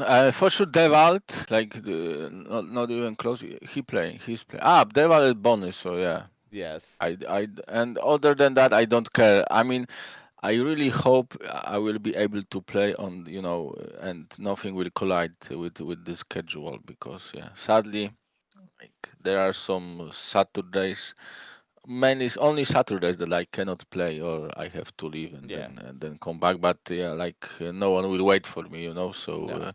We have a week yeah, break before I we start the round I of mean 8 anyway, so I hope I will be able to play like about the who will be on my group or on in the bracket, yeah, like they are Bonnie, but I'm pretty sure It's random, right? So Yep, there is a so- chance I don't get them.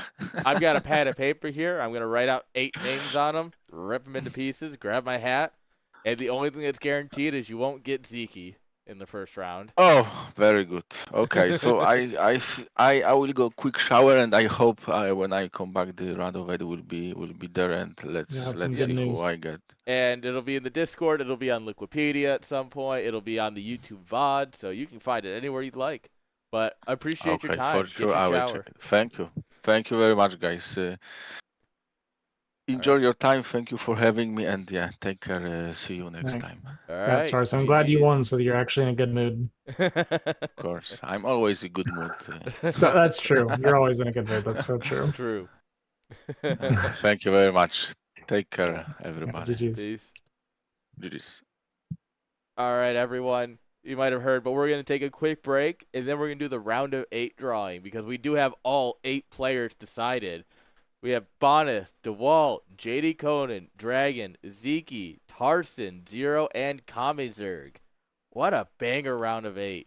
I can't wait to see who's playing who. So Good. stick around, and we'll find out together.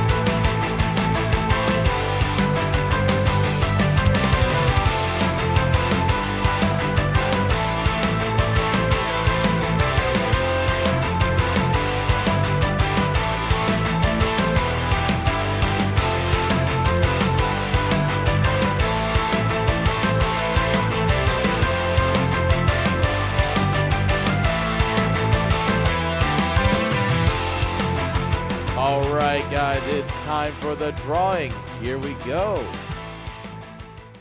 Which means I have to fix my camera so that way you guys will actually be able to see it. Because my camera, the freaking ISO settings on my camera suck. But, alright guys, it's simple. We have 8 names in a fantastic hat. We are going to draw one name at a time. They're just little folded pieces of paper. We are not done yet. Let me tell 0. 8 drawing now. So we're gonna draw one name at a time. The only rule is that if you played them in the round of 16, you cannot play them in the round of 8. So you might play them in the round of 4. You know, we're not gonna stop that, but you will not. If we draw 2 people, like if we draw Vyncke and Tarson, we will redraw whoever we drew second. Very simple stuff. All right. Are you ready, Ozzy? Yeah, let's see it. Let's do it. All right. Our first person is DeWalt. All right. The camera will figure it out eventually. Don't mind how bad my handwriting is. You should still be able to tell who's who.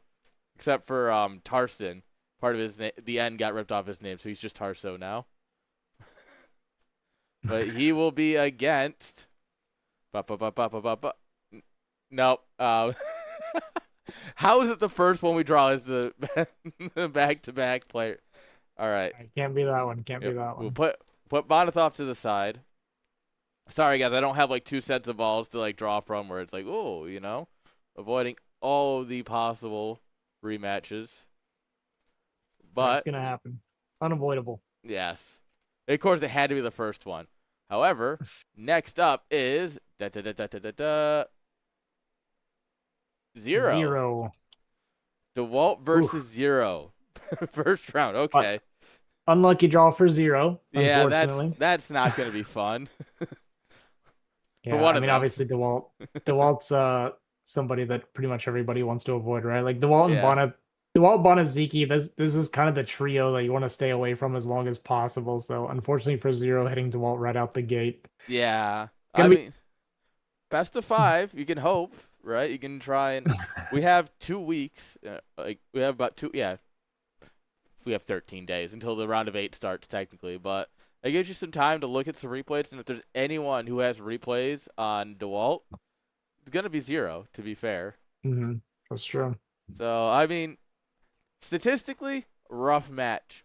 Practically, who knows? There's always a chance, you know. Always a chance. Yeah, he's got a couple weeks to really grind it out. It's going to be hard for him maybe managing BSL at the same time, but maybe he can figure it out. And this is the tournament of upsets. I was telling you on the break. Yeah. So you know, I don't see a world where DeWalt loses, but I also didn't see a world where Striker was out, you know, and I didn't see a world It's where true. Crossy and Raz were out in the round of 24. But here we are. So I don't want to say anything's impossible anymore. It's very fair. So who's next is the real question.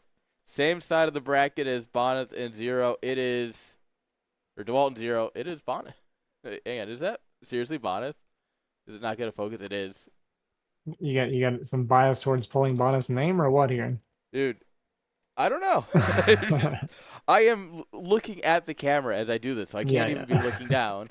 Like, if anyone's curious, I'm trying to maintain eye contact with the camera, specifically to avoid any, like, oh, he's looking at the hat. Like, I can put it over here if you want to make sure that, you know.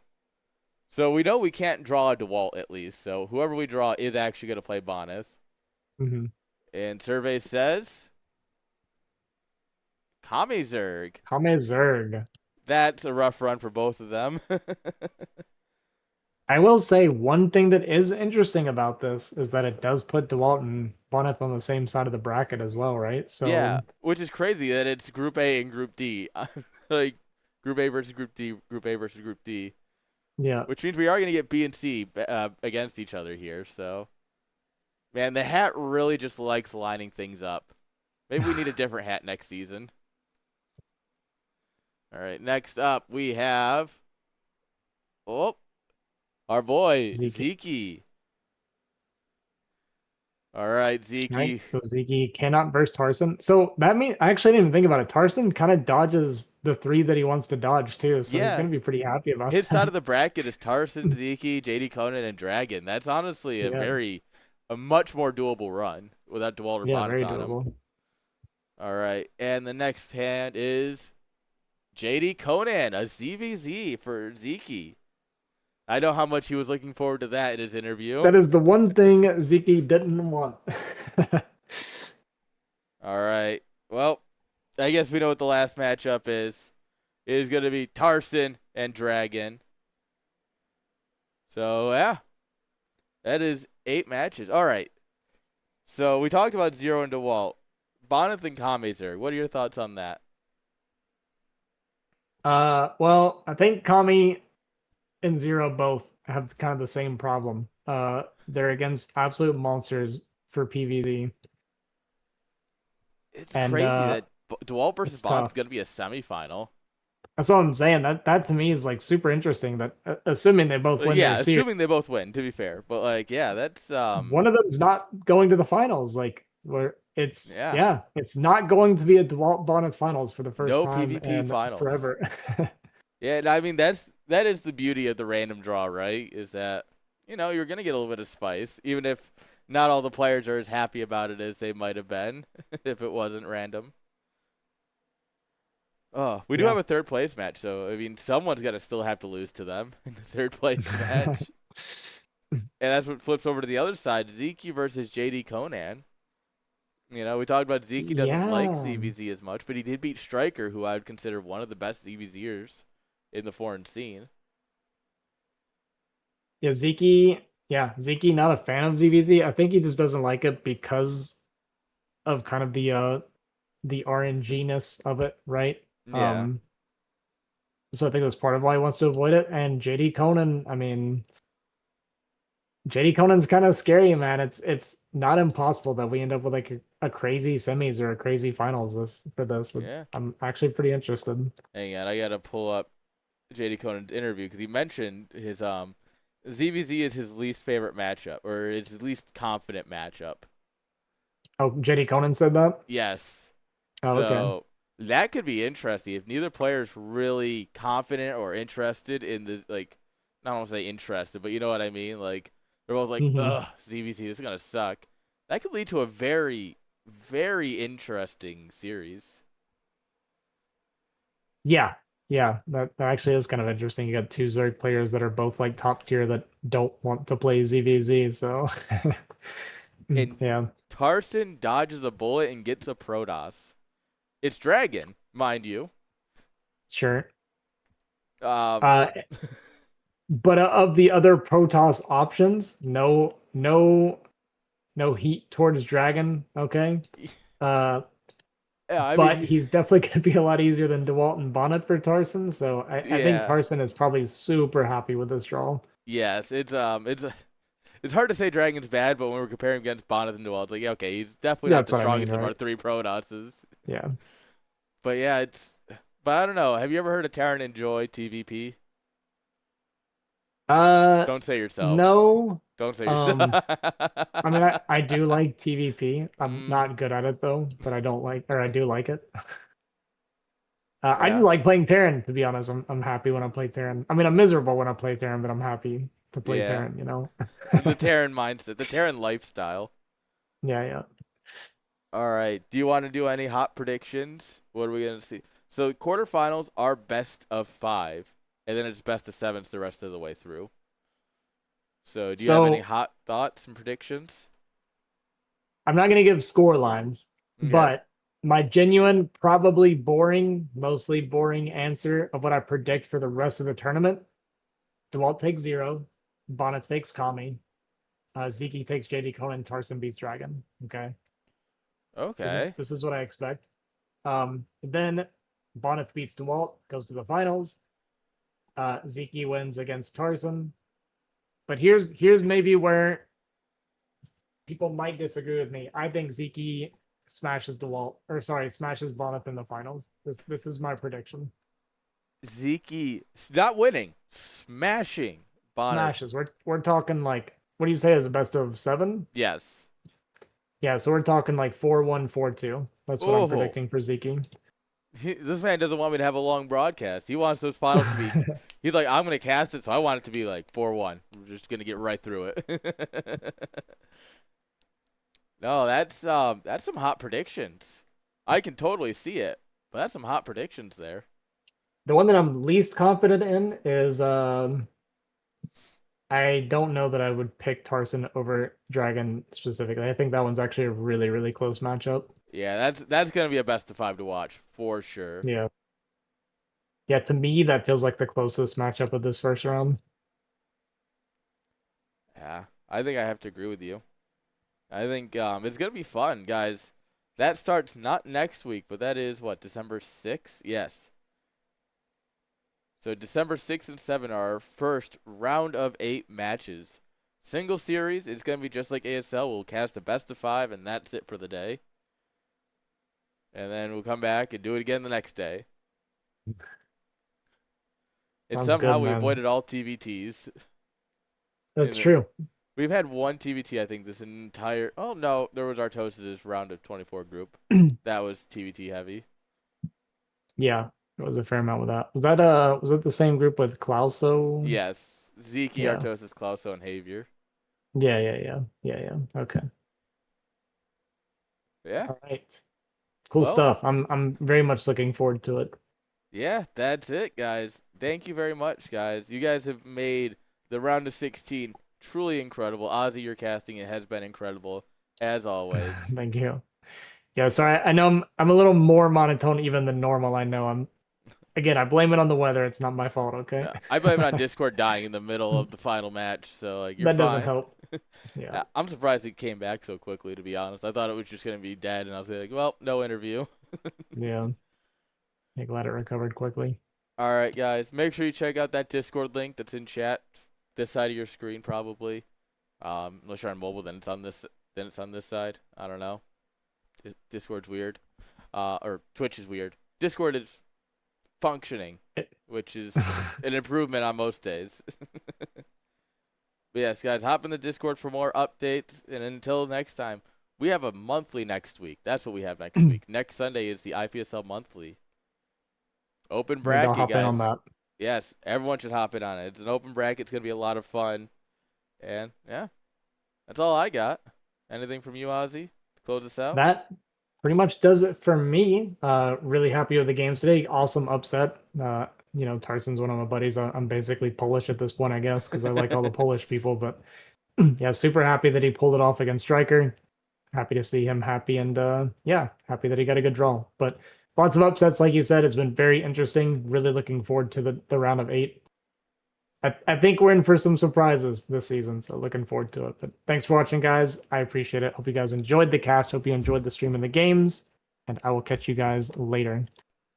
Peace.